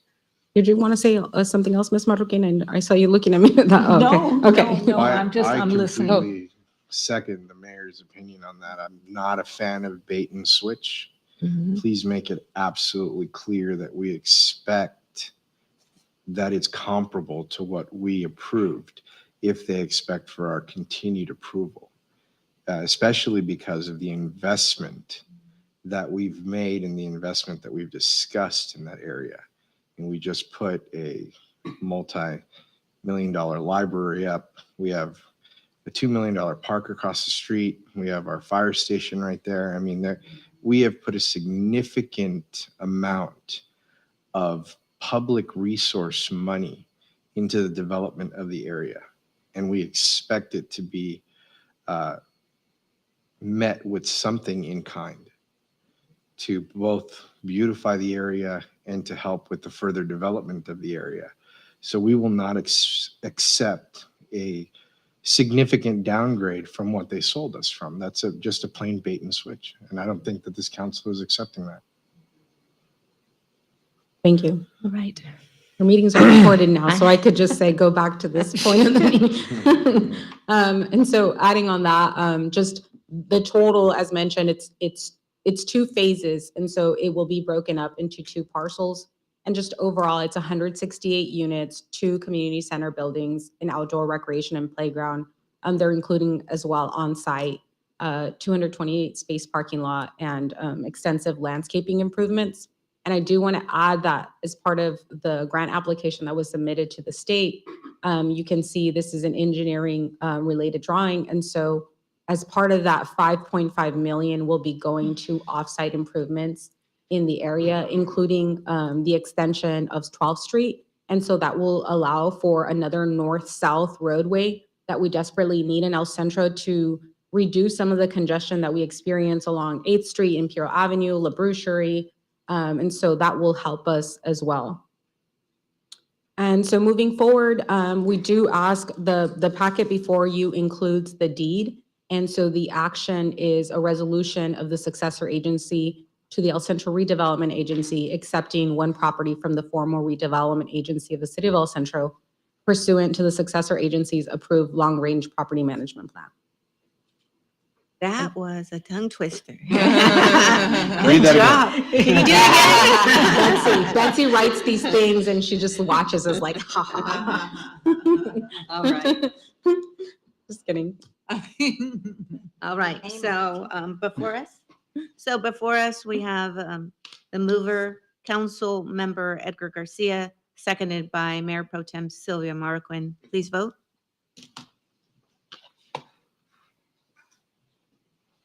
Right, there it is. All right. I just want to say Therefore- one more thing before I leave the dais, Mayor. Yes. Just invite the council and the community. We have 2 events coming up. One of them is on April 15th from 6 to 10 at the Aquatic Center. It's our dive-in movie night, and we're going to be showing Sing 2. And then we also have our Earth Day celebration on April 22nd at the new dog park location. And so I just want to invite everyone. We'll be posting some signage and releasing flyers probably tomorrow. But just wanted to take this opportunity to make sure we all come out. And Stacy's been working really hard on the tree planting for August 22nd. For April 22nd. And so we're excited about that. And again, it's a group of people coming together to create a fun event for the community. So we're excited about even the new dog park that's being built. Are the pools going to be heated? Was the Yes. pool going to be heated? We Yes, just the wanna pool's make gonna be sure. heated. Okay. SoCal gas bills are high, but our pools are still heated, so thank you all. Thank you. Thank you, Ms. Nava. All right, council members, may I have a motion and a second to adjourn our successor agency meeting and reconvene as a city council So meeting? moved. May I have a second? Second. All right, all those in favor, please indicate by stating aye. Aye. Wonderful. All right, so at this point, we are back to being our El Centro City Council. All right, legislative action. Item number 13, what is before us here is we received a request for a letter of support for Senate Bill 797 from Senator Padilla regarding the lithium extraction tax Citizens Oversight Committee. Ms. Jaisel Mendoza, if you could please walk us through this request. Of course. Good evening, Mayor Cardenasing, Mayor Pro Tem Marroquin, council members, and executive management. Thank you for allowing me the time to come in. I know that there has been a lot of questions and concerns in regards to Senate Bill 797 with the Lithium Tax Oversight Committee. So I'm just here to provide answers and just give a brief overview in regards to the purpose of our Senate bill with the hope of getting the letter of support from you all. Very briefly, the purpose of Senate Bill 797 is basically just creating the framework to provide an extra safeguard to Senate Bill what is it, 125 that was originally created to go ahead and provide the structure to ensure that the tax money that is coming in from lithium is appropriated correctly within the Imperial Valley, where we have 20% of it going to the Salton Sea restoration, 80% of it being reinvested back into the Imperial County.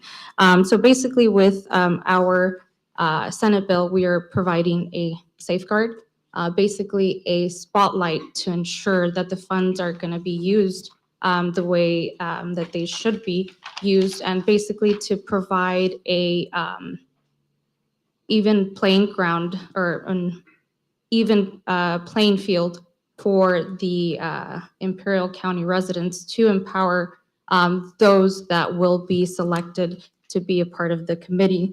I know that there were a lot of questions in regards to how that committee will be comprised.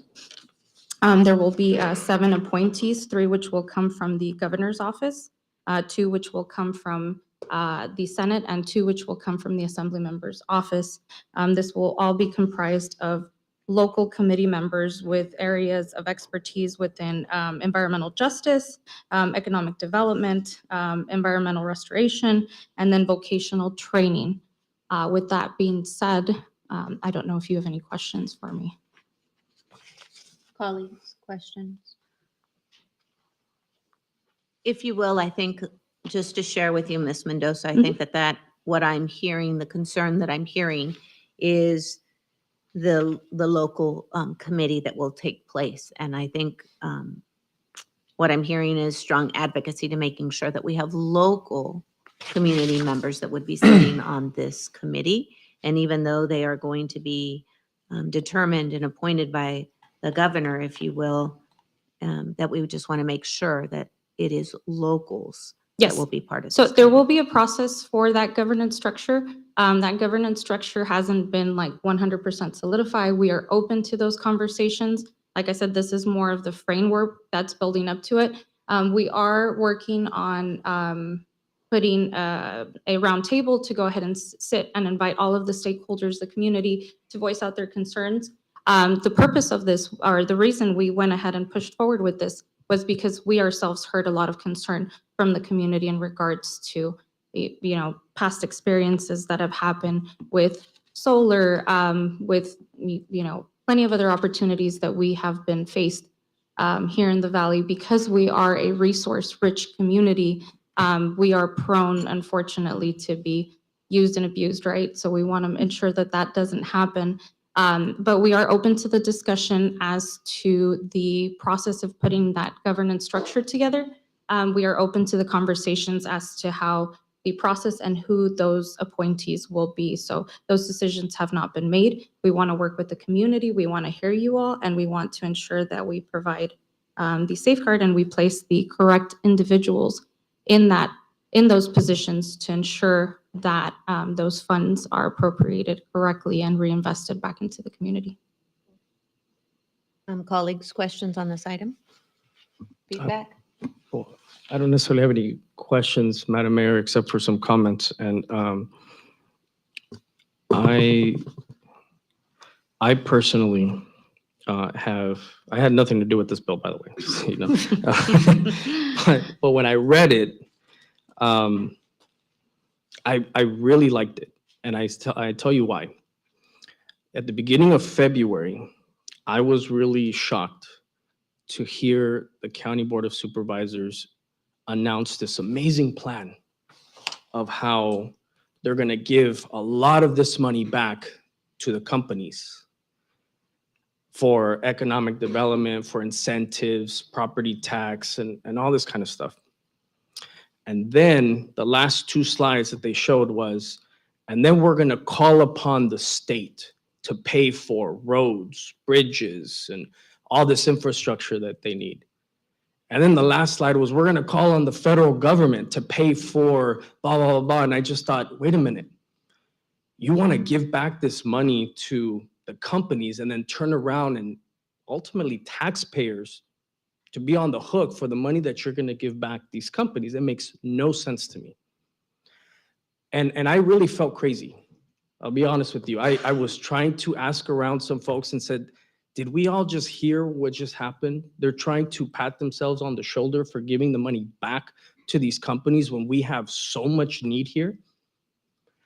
And then on February 17th, you can see in this bill was introduced weeks after the county's announcement of essentially all the hard work that we did on a local level to ensure that these companies would pay their fair share for the billions of dollars that they're going to make off of a commodity that we happen to have. And I think it's really unfair what the county is trying to do in giving that money back. I have spent years meeting with folks out in Nyland, Bombay Beach, Calipatria, Salton City, and these folks are honestly hurting. They complain about nosebleeds in children because of the air quality, because of the exposed playa. They talk about how they have no access to healthcare. There's no outpatient center out there for them. Right now, they're going through, if you live in Bombay Beach or you live in Nyland, guess what? Your post office went through a fire about a year ago. And it just so happens that the Postal Service didn't have insurance. I know. Who does that? So now everyone from Bombay Beach to Nyland has to go all the way to Calipatria to get their mail service. And there's no money to rebuild a building so that those folks don't have to travel that far. This body serves as a hospital board in another capacity, and we ask ourselves, isn't there funding to be able to fund a single healthcare district? There would be if the county wasn't giving that money back, quite honestly. And so this bill, I think, is extremely important, not just for us here in El Centro, but it's important to stand behind our friends in the North End, specifically in Nyland and Bombay Beach and Calipatria, who are quite honestly concerned that they are going to end up losing out on all of this money that's in their backyard, the same way that we missed out on solar. And the same way that they gave away the property tax in order to incentivize solar, and then they said, oh, we're gonna have a community benefit fund. And what happened when we went to go ask the county for community benefit dollars? They stuck us with a bill. They didn't have $200,000 for a feasibility study for the hospital, but they had $1 million for grants for businesses. I don't think that this money should fall on what the county should say. And it should really come from the community so that the community can have a seat at the table in determining where these dollars go. Where is the bang for the buck? Because it may not be the sexiest thing, but it is a critical thing. For example, being able to fund air filtration systems for the communities that live out there in Calipatria and Island or Salton City, right? I could tell you that there's studies right now with UCR that are collecting data to figure out how much of that exposed playa end up inside a home and inside the HVAC system. And so they're trying to develop a new technological advancement to be able to have those community members live with some level of dignity. And yet those same folks can't afford filters for the ACs. So I can go on and on, colleagues, and I just think that it is very eye-opening for the county to go around and ask every single city to oppose it. But this bill ultimately just says that the decision of where those dollars go should be up to community members and not up to the county to give back to the companies. Calipatria has supported it. Calexico has supported it. I spoke to the mayor of Imperial directly. She said she supports it enough to place it on the agenda for discussion. I know that I spoke to the mayor of Brawley, who admitted that somebody pulled a fast one on him and an opposition letter went out. And so they're going to rescind that opposition letter and debate a support letter. I know that Hopeville is going to put this on their agenda. It is no coincidence that every single city, or at least every single mayor has, minus the one that represents us here, has expressed some level of support of this bill, and the only one that wants us to oppose it is the county. So with that said, members, I would ask that we consider supporting this, or at least supporting in concept and suggesting edits that would clarify what, as mentioned in our background, which are the local communities and how those folks are selected. But to the extent that I would ask you to trust in my judgment and my time having worked in Sacramento, is to say that supporting this bill is saying that you accept it in concept and believe that it's good enough to move forward. And when there's a legislative calendar, you need the bill to move forward in order for it to still be alive, in order to submit amendments. If it doesn't move forward, it's like there's no point in even having a conversation about it. So if we still want to have this conversation as the months come forward, I think the only thing before us is to support, so that we can be part of that conversation and not stay on the sidelines and have somebody else decide for us. So with that, Madam Mayor, I yield back. Thank you. Colleague.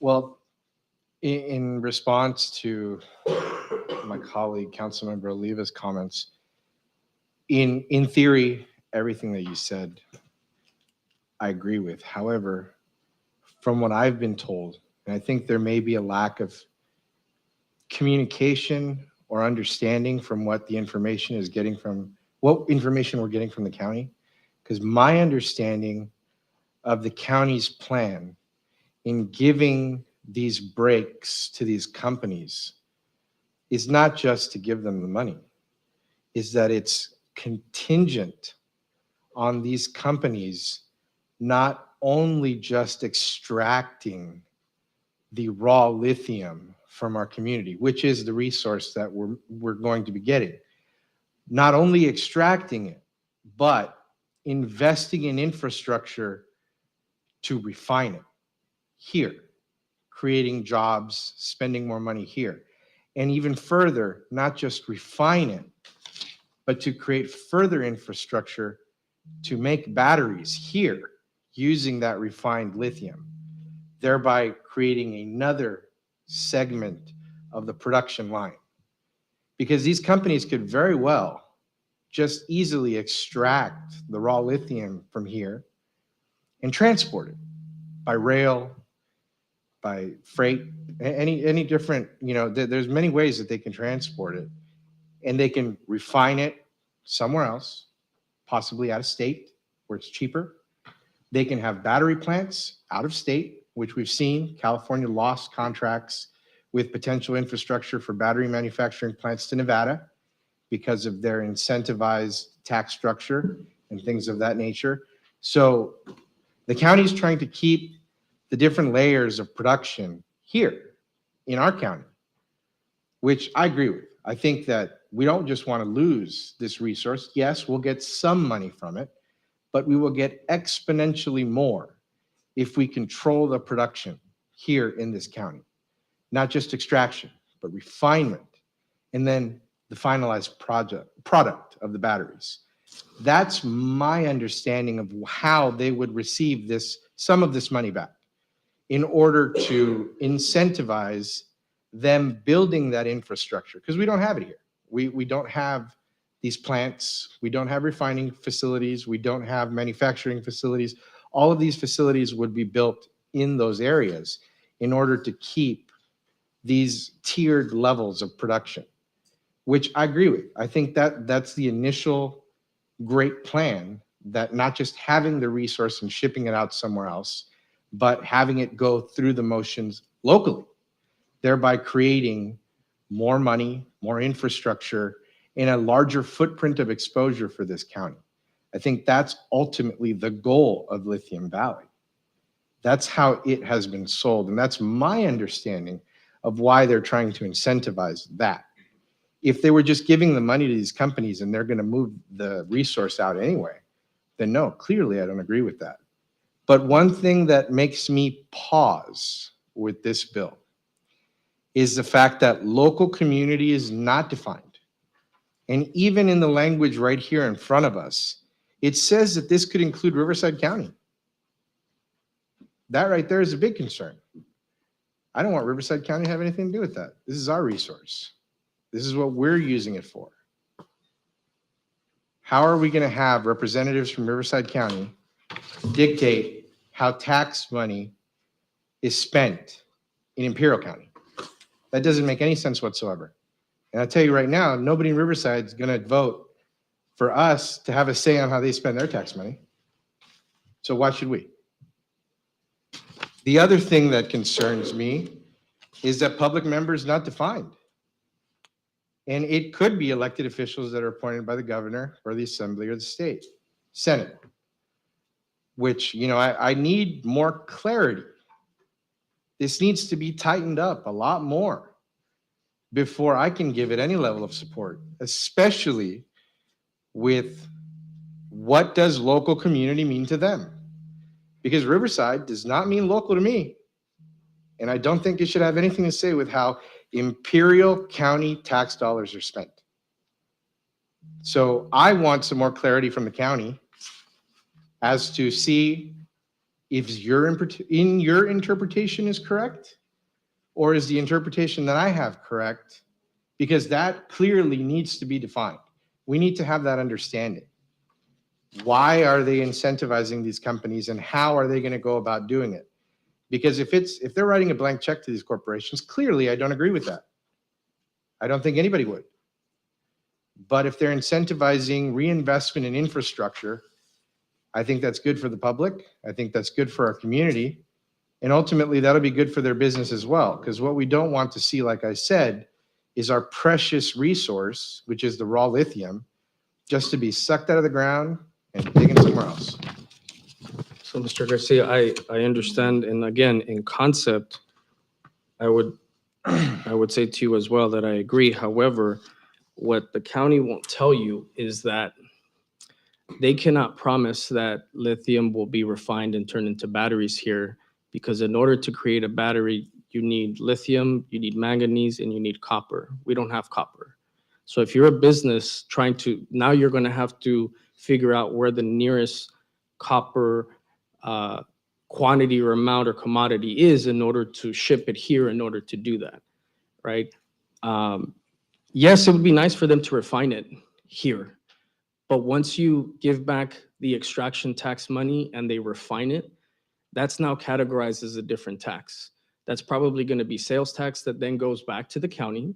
It's going to be jobs that is most likely those refining spaces that you're talking about are going to be located in unincorporated county. And so even less will our city be able to be benefiting from that whole plan. The county has done this before. And like I mentioned, they've done it in solar.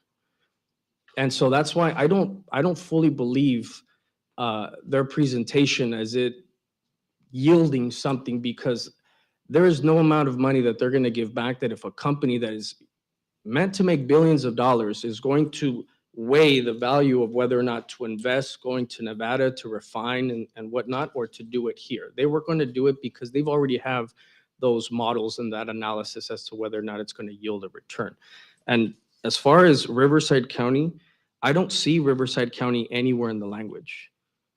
Well, it says right here. Where? In the document that we were provided under background.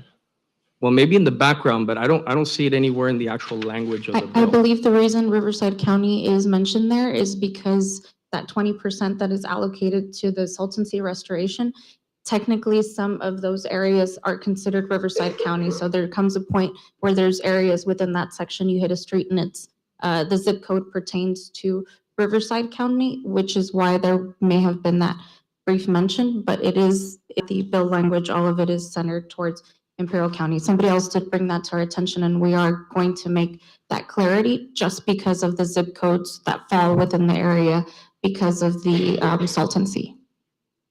So with that said, Mr. Garcia, I would say, again, like, I agree with what you're saying, and which is why I think that if the model that the county is suggesting has such merit that it's a no-brainer, then that means this oversight committee would say so as well, because it makes that much sense. So that's the reason why I would say we could suggest it, because in concept, having a local committee oversee how these funds are spent in concept is a good idea. It should be that way to ensure that these monies are not going in a direction that we did not intend. And so in concept, I think it's fair to say that our residents and our folks would be supportive of this in concept. And so support with amendments such as clarifying that the 20% related to solvency mitigation uh, may include Riverside County, but any and all taxes related to lithium extraction, the 80% that is meant would stay in Imperial County. The definition, And the I'm sorry? definitions would be helpful. The Definitions. definitions that Edgar mentioned. I Right, think and the definitions, for example, local communities, right? And determining what are those local communities, right? Are we talking, do they have to be from El Centro? Are they all supposed to be from North County, right? But even having that discussion, colleagues, it behooves us to be supportive in concepts so that we actually have a seat at the table to refine everything that we're talking about, as opposed to say, nah, and ignore the fact that almost every community in Imperial County has expressed some level of support of this. Well, there's more than those issues that I have. The other issues that I have is how long are these people going to serve on this committee? What are the checks and balances to their appointments? It's just unilateral appointments from the governor, the state senator, and the assemblyman. We have no say as to that. The county supervisors are elected officials. We elect them. We have our own districts. They're charged with dealing with their tax revenue. It's like having a citizen oversight committee to tell us what to do with Measure P. Sure. We were elected. But I'd be okay with that too, right? But we were elected to deal with that tax revenue. They were elected to deal with that tax revenue. If we don't like how they do things, then we can do things politically. People can run against them. They can be voted out of office. What can you do with these appointees? There's nothing clear in there as to how that would be handled. Yeah, we can agree to disagree on that one, Mr. Garcia. So we have, At a minimum, I would need to look into it more and get some more information. I would not be supporting this at this time. Not saying that I would be opposing it at this time either. Mr. Garcia, at any given moment, if you'd like to, I can connect you with our legislative director. We have been making our rounds over the last few days, speaking to everybody, hearing out their concerns. We want to hear from you, and we want to work with everybody to ensure that we do the best job in structuring this correctly to meet everyone's concerns. You know, as we have been going around, like Councilmember Oliva mentioned, this was put in place for a reason, because we had so many people knocking on our door saying, hey, this is what's going on. These are our concerns. Due to previous decisions in the past, we are concerned about the way these monies are going to be navigated, and we want to ensure that we have a voice. We want to ensure that things are done properly. So we want to hear from everybody, and we want to hear your opinions, and we want to work with all of you to ensure that we put that governance structure in correctly. Like we mentioned, this is the framework for what we would like to see, and that is all based off of the feedback that we've gotten. And if you see, we've got about 17 bills on the floor, and they're all very heavy in the Imperial County. So the senator came in, he heard, he understands that, you know, we've gone through multiple projects that have, you know, we call them, could have been our godsend, and we continue to call this that. And we want to ensure that we do our best job to secure that this time, to ensure that this doesn't happen. Like I said, before I leave, I will give you my business card. I'll reach out. I would love to make that connection, have you speak with him. He's actually here in the Valley. If you have time later this week, voice out those concerns. That way we can start implementing all of that and ensure that we do our best job so that you can help guide us and ensure that we put this together properly. Oh, absolutely. Thank you for that opportunity. Of course. I don't know if you guys have any other questions for me in regards to this, and I'm sorry, my eyes are so watery since yesterday. I'm not crying. It's my allergies. are we able to table this until the language is changed, or how does this work? Well, like I said, the bill has to go through a policy committee, it has to go through a fiscal committee, and then it has to be voted on the floor, and then it has to go through the other house. And so tabling it essentially just tells the senator, well, we don't like it right now, and let us know later on in the future if you amend it. But then again, it's like, what seat at the table do we have to ask for amendments if we're not saying we accept it in concept and are asking for changes, right? Like, think about the position that you'd like to be in when wanting to be heard as far as making changes, right? And I'm just saying that based on the culture that I know that building to be in, right? And I can't help but think, colleagues, how we are being asked to support something that is taking this idea to the people. And there's going to come a time in a few months where we're going to ask folks to support our concept of that. And you're saying that we need you then for that one, but on this one, we're not ready, don't bother us, right? So we deal with Oh, I know, but I a mean, large variety of issues. it's a real thing. Not connected. They're very far apart from each other just because we're using government. I mean, that's basically the umbrella that all of this is under. Right. They're not right. they're not related. I don't think that it has anything to do with that. I mean, we can get more information about this and we can bring this forward on our own and put it on our agenda to write a letter of support at any time. I'm just saying that I think, we should, or at least I want more information. No, I hear that. So I don't think that, I'm not saying I don't support it. I'm not saying I do support it. I'm saying I have some concerns and I'd like to look into them more and possibly have discussions with Senator Padilla's office and see if I can get some more information and form my opinion. I don't think it's unreasonable for us to No, not ask at all. some more information. This isn't it's in its infancy as a bill. I understand that. If I may, so this bill already made it through its first hearing committee unanimously at the Capitol.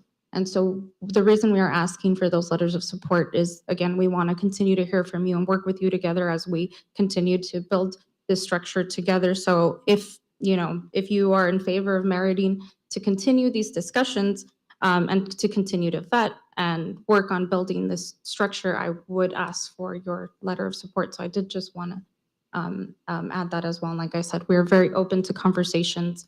We're doing our best to go around to speak to everybody, not only in regards to this bill, but everything that's going on locally to ensure that we are, relaying all the information over to the Capitol and advocating for our community. So Ms. Mendoza, for Mhm. myself, this would then be like a bilateral oversight. Would there be this bilateral oversight where we would have the Senate bill and the County Board of Supervisors would also have input on this lithium tax? Or is it? Correct. So, Right, so it's bilateral. correct. It is bilateral. And the purpose of this is basically to level out the playing field. We are creating basically a state governance in order to ensure that we have the ability to go up and, give it teeth so that those that are a part of the committee can move forward. Oftentimes we see organizations, for example, sometimes where we have like the Salton Authority, and they are, governed by the California Resource Board, where they have a say, but they don't have a say, right? So we're leveling out that playing field by putting this together, putting the committee together, and this will be bilateral with the county so that there is checks and balance and there's a spotlight there to ensure that the funds are being used and committed the way that, these conversations are happening and go into those needs. Like we say, 80% of it goes back to the community, 30% of that is earmarked specifically. 20. so out of the 80%, there's the 30% that is committed to those front-facing communities that are mostly impacted in the north end. And so we just want to ensure that everything that was placed there is going to be followed and that those monies are invested correctly. All right, for bilateral oversight, I will second the motion. All right. Council members, at this time, the mover for a letter of support. The mover With- is, I'm sorry. With Yes. recommendations Sure.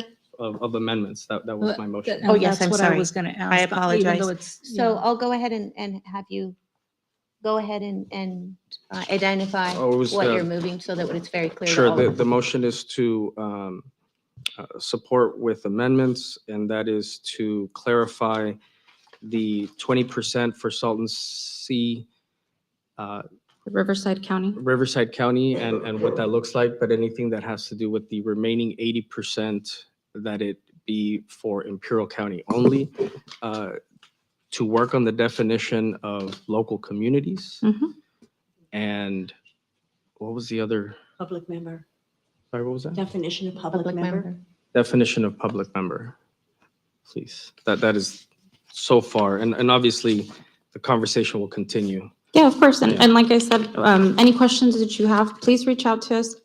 We are more than happy to connect you directly with our capital staff that is working on this, answer any questions, run through the information and what we plan to propose with it. We want to work with you all. We really, really do. And we want to ensure that our voice is being heard. Our ledge director is actually from the Imperial Valley, so he's very aware of the circumstances that we constantly face.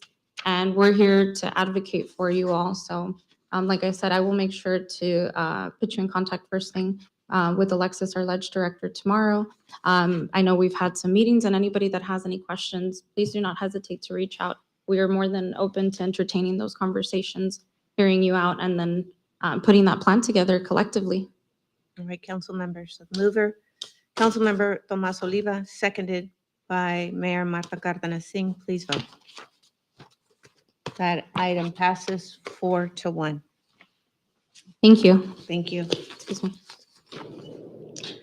All right, moving on to item number 14, letter of support for AB 569.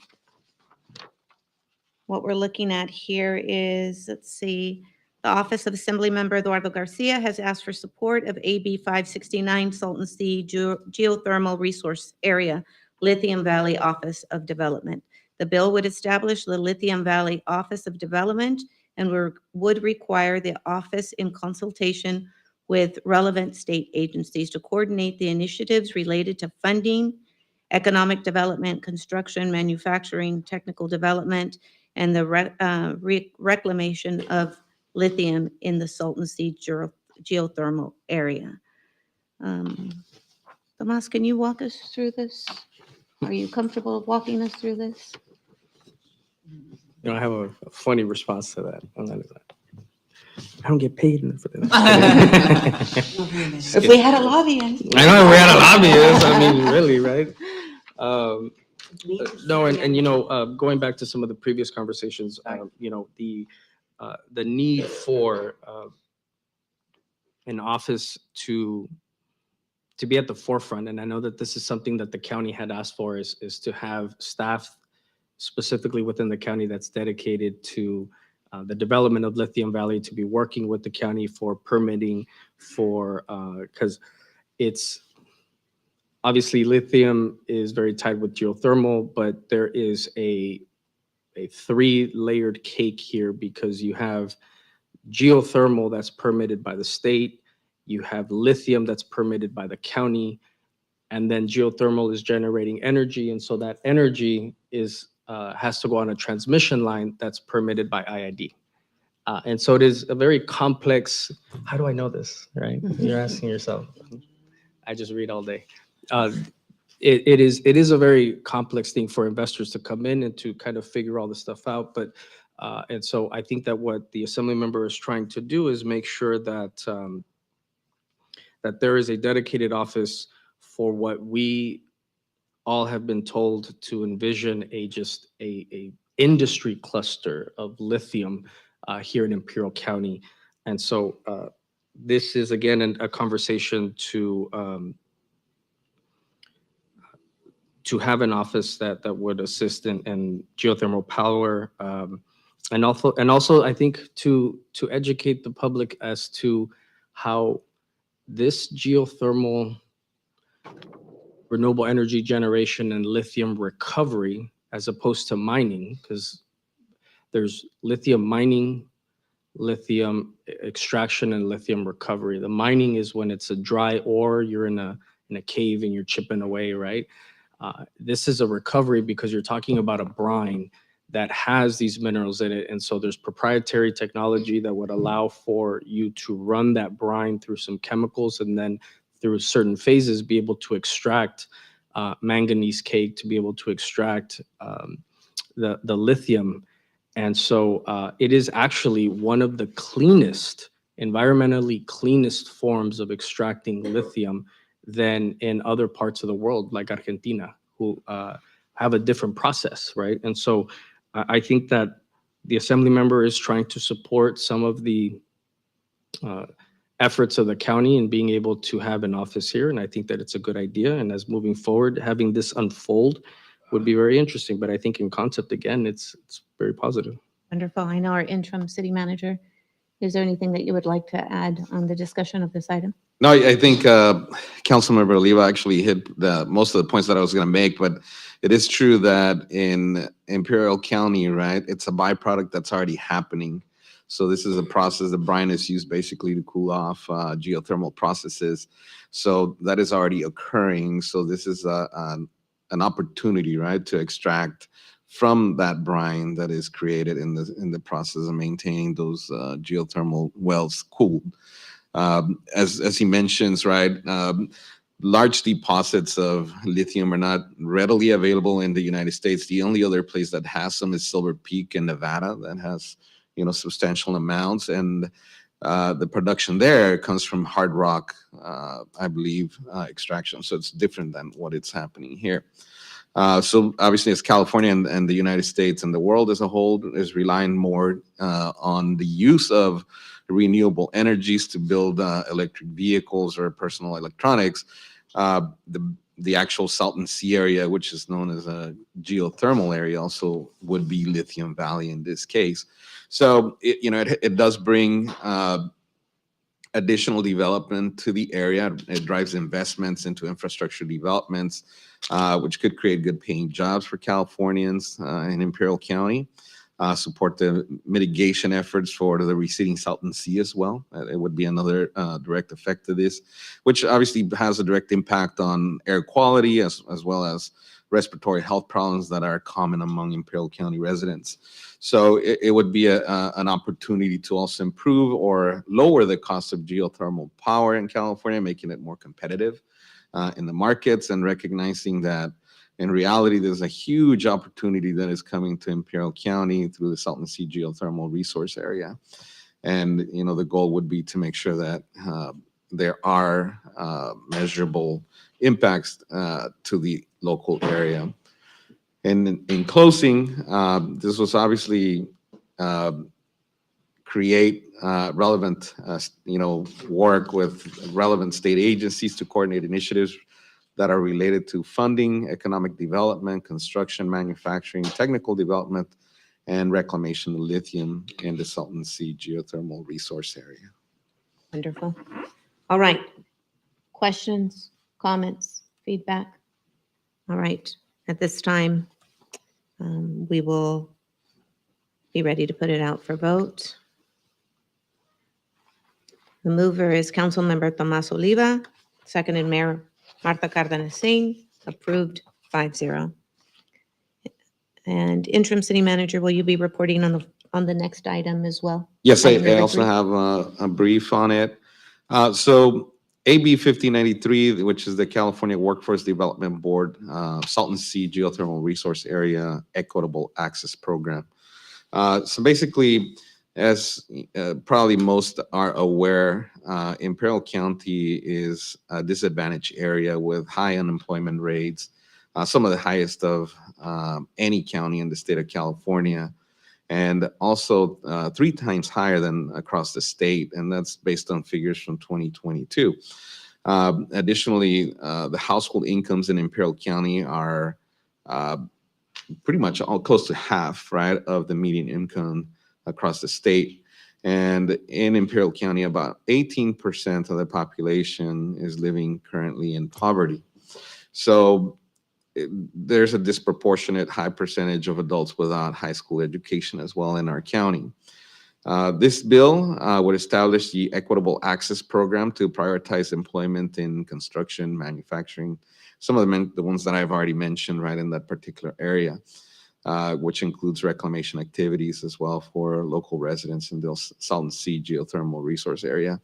It required the board that is constituted to administering the program to provide apprenticeships and training programs locally, and would monitor the rate of residents of the Salton Sea geothermal resources area who are hired on construction projects in that particular geothermal resource area to involve that involve lithium-based technology.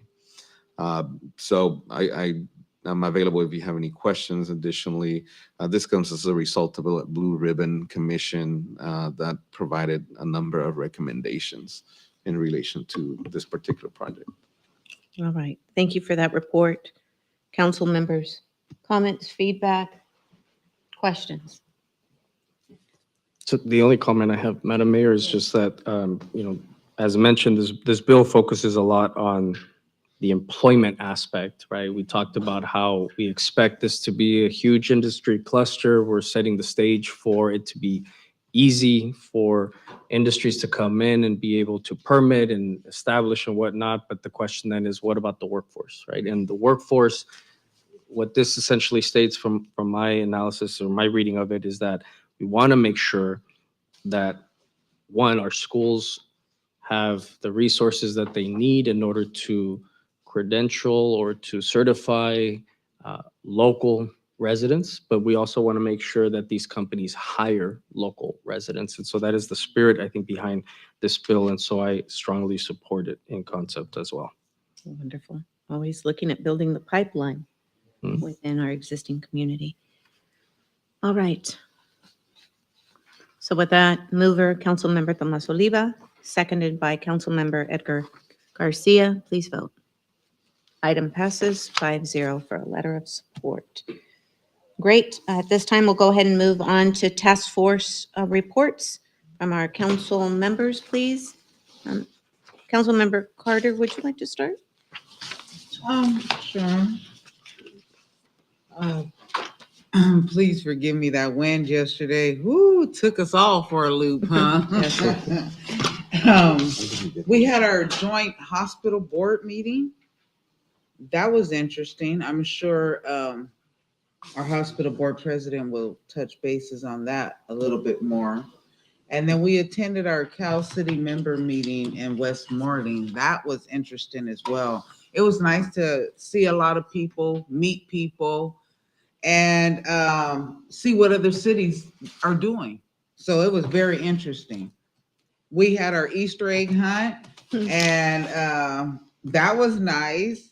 And our rush, the kids, and I really enjoyed it. You've seen a lot of comments, that were negative, but I really enjoyed the event, and I really heard a lot of positive feedback from a lot of the kids. They were excited, for one, that it was free. For two, that somebody thought about them and had an event. So it was a really nice event overall. And then we had our hospital board meeting. That was interesting as well. We did come to some terms. I'm sure our president's going to talk about that as well. And then the Children's Fair, lastly, we just attended that as well. Very nice event. A lot of entertainment, a lot of booths, a lot of our community. Very, very, very nice. Thank you. All right, wonderful. Councilmember Oliva, would you Oh, like to yes. report? Yes, thank you, Madam Mayor. So since our last meeting, colleagues, as mentioned, we did have a joint meeting of the hospital districts or the hospital entities. So Heffernan, Pioneers, El Centro Regional Medical Center. We were all present. I think there was only one absence from Pioneers Memorial Healthcare District. But essentially what we did was we presented each other with our financials, and we went over and combed through what our current situations were. Most of it was in closed session, so I can't get into the details of it.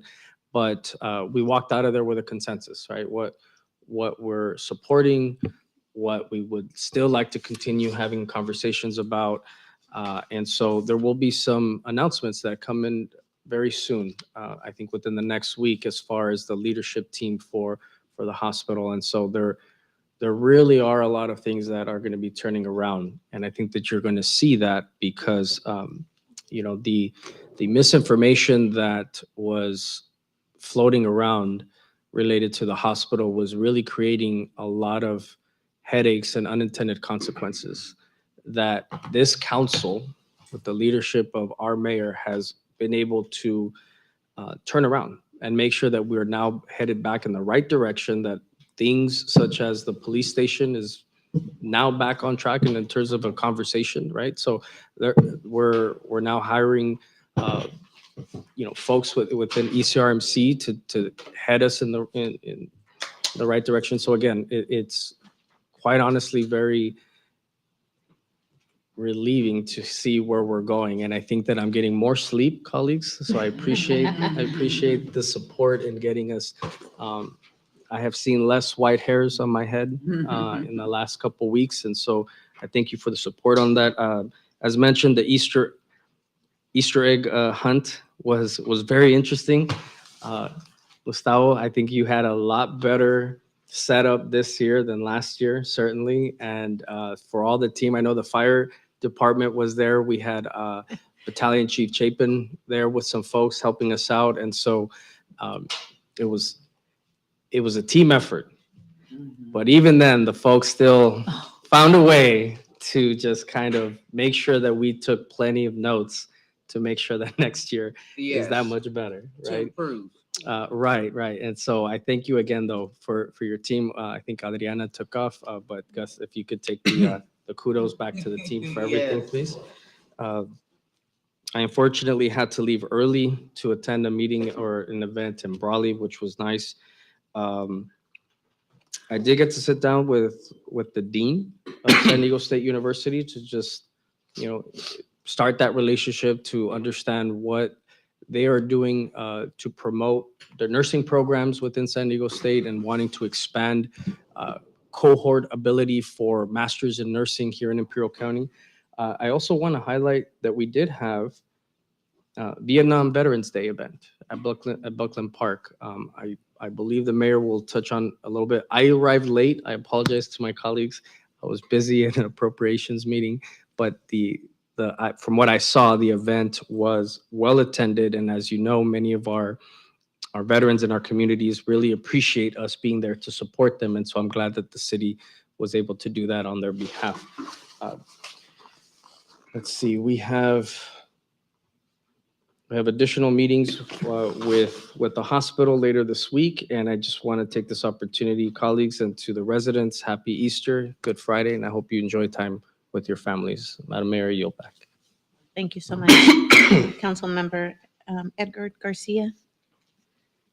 Okay, well, like my colleague said, we had the joint meeting with Heffernan and Pioneer. That was, it was definitely an event. To say the least. I think it was educational, and once we expressed our ideas, I think we kind of left there making some strides in our communication. Hopefully, it keeps up, because ultimately we're all on the same team and trying to secure that we have a strong healthcare system in this county moving forward. I think that's what everybody ultimately is working for, and we just need to, work out the pieces. It's hard enough doing that with 5, but when you're dealing with 2 other boards, there's a lot of communication that needs to happen in order to reach the common goal and work for the common good. So, but that was great, and we're continuing to work at the hospital with our board meetings, and that's taken up some of the time. Not as much as it was, but we're still diligently working, and I think we're doing a good job of moving forward. I attended the League of California Cities general meeting that we had for the county. I think that was a good meeting. I gave an update as to the California initiatives that the League of Cities is focusing on as the Imperial County District Director. I had the honor of giving that update to the elected officials and agency partners in the room. I think we have a lot of different things that have been going on that the League of California Cities is opposed to, and some of it has even reached our dais. I know that we did a letter of opposition to a few things in league with what the California League of Cities was recommending, specifically as to the tax initiative that was being proposed and other measures of local control that we had agreed to support the League of California Cities. I will be attending the Legislative Day Conference in Sacramento starting on April 12th through the 15th. And I'll be having a board of directors meeting for the League of California Cities. So I'm looking forward to that in further discussing these issues with the board of directors and bringing that information back to my colleagues so we can further discuss how the league is advocating on behalf of all of its city partners in California. And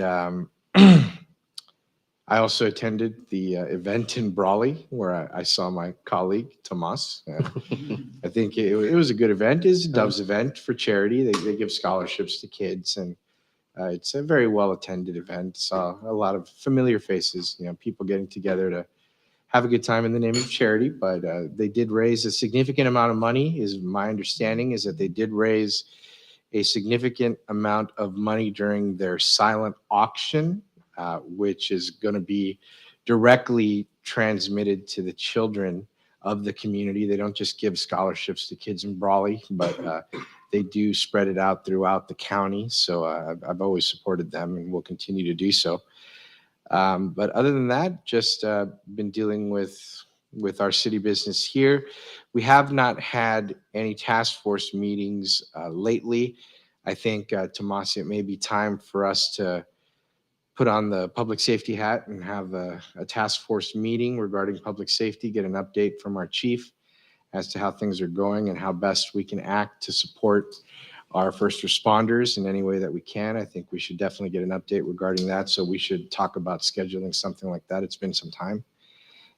And with that, I yield the floor. Madam Mayor Pro Tem. Well, as the rest of my colleagues have already shared, we were all at all of the same events, but I do have to say that the division meeting of the League of California Cities, I was really impressed at the turnout of all of our elected officials throughout the Imperial County, as well as agency leadership. It's nice to see all the camaraderie between the cities, as well as the jabs that we give each other. But, at the end of the meeting, each city highlighted all of the events. And I have to say that I think the city of El Centro outdid most of them. Imperial was right up there with us, so, but kudos to Parks and Recreation for all of those events that we highlighted during that event. I was also at the Easter egg hunt. I don't think I've recovered from that yet, especially the third group that went out there. It's just like, I think we just all stood back up against the makeshift fence that we had because, whoa, we could have gotten stampeded. But, I guess we always have these learning experiences, right, Gus? So, and that same evening, I also left right after all the Easter egg hunts occurred, but I also went to the Mariachi El Sol performance that they had at the Southwest Theater. And I just have to say that was really a beautiful event. It was impressive how the talent that this group has. And they come in from LA, and I think they're going to make it a tradition to come out to the Imperial Valley to put on a performance for the almost packed house that they had at the theater. And of course, we've had our ECRMC board meeting, our joint meeting with the other health districts throughout the county. And unfortunately, I was not able to attend the Vietnam Veterans Day event, but I'm sure that our mayor represented all of us well. So that concludes my report. Wonderful. Just to share many of the same, right? We attended many of the same events. I do have to share real quick about our Easter egg hunt, right? And I get asked, Mayor, would you like to go ahead and stand out there in the field and kind of give the welcome and a countdown? And it sounded like a really good idea until you're standing there and you're literally being stampeded by, 4 and 5-year-olds. And Mrs. Oliva, I appreciate the video because she sent me a video and she was behind me. So you just see the Oh, my swarm God. of children and just amazing, right? Kids just having a good time. I think when I arrived and I saw the lines that wrapped around twice of kids that were just waiting to participate in the Easter egg hunt, just validates for me, right, the importance of being able to do community events and how those memories, right, that we're leaving for families are important. And I know we had several of our firemen that were out there with us as well. And I think we were just, I think we were just shocked. I think it was just in that moment of stampede. And not only do we do it once, we did it 3 times. But it was great. And I think what happens is when you have great staff that put on an event, that it seems very effortless, right? Not knowing the amount of hours it takes to plan and execute an event. And so for that, I think all of our staff are putting together such a great event.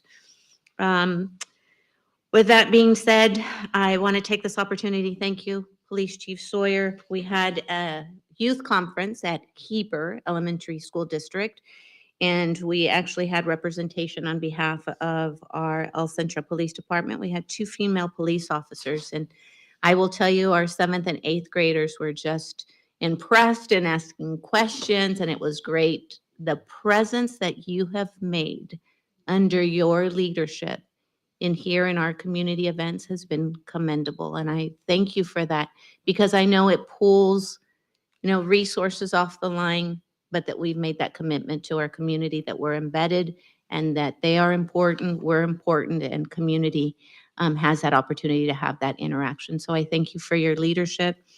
Likewise, Fire Chief Bernal and I went on an ag tour, which was interesting, right? Chief Bernal, we went from being in a lettuce field to standing in front of cattle, going to a hay company, and then going to a bee, right? A bee farm, I guess is what I would call it. It was just a very interesting day. It gave us a great, literally boots on the ground feel for what happens and what grows here in the industries that are available here in the Imperial Valley. So it was a great morning. It was a great morning to interact with many of our fellow colleagues. So just great work, you guys. I mean, we are out there just really involved in making a difference in our community, and I appreciate that. Real quick, had the opportunity to go to the Autism of Imperial Valley had their pool party, and I will share with you, it was great to see, because last year we had the opportunity to have the sponsorship opportunity for the children that were part of this organization to have swim lessons. And so you could see the children executing their, the swimming skills that they had received. And as always, right, that life skill is truly life-saving. So it was great to see that. The Vietnam Memorial Wall, the Vietnam Memorial that we had specifically for veterans of the Vietnam War is very dear to my heart, because my father is a Vietnam veteran. And I think it was important. I think the message many times Vietnam veterans have received is the sense of feeling unwelcomed when they came back or that they didn't receive that recognition. And so we work really hard to make sure that we convey the respect and the gratitude for their service. I think for myself, that would be the end of my report. Just real quick before I do that, I have to tell you, I am so proud of the great work that we have done with ECRMC.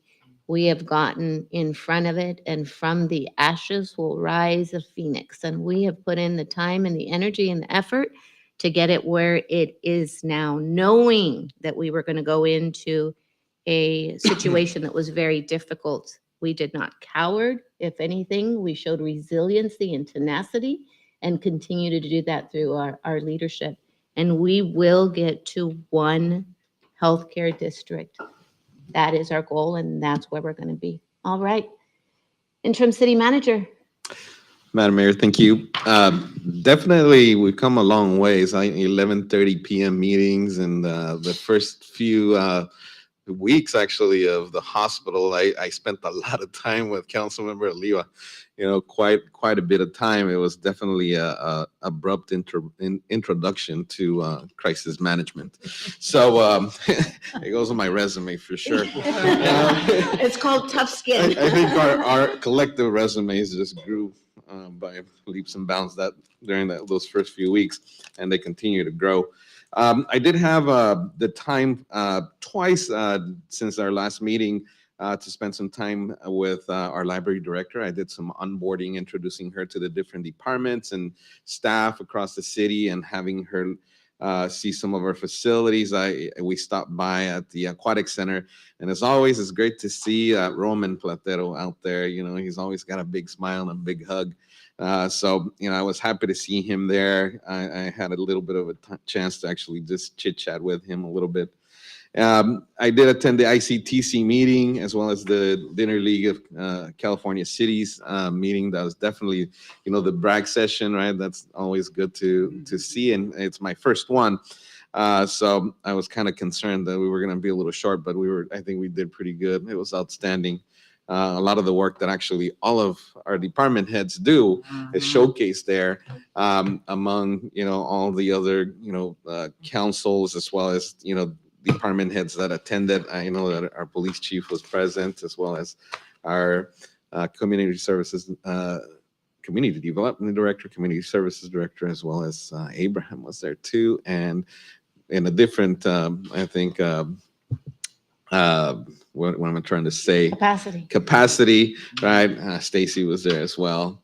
I don't know that I missed anybody, but please forgive me if I did. Easter egg hunt, that was the highlight of my last 2 weeks.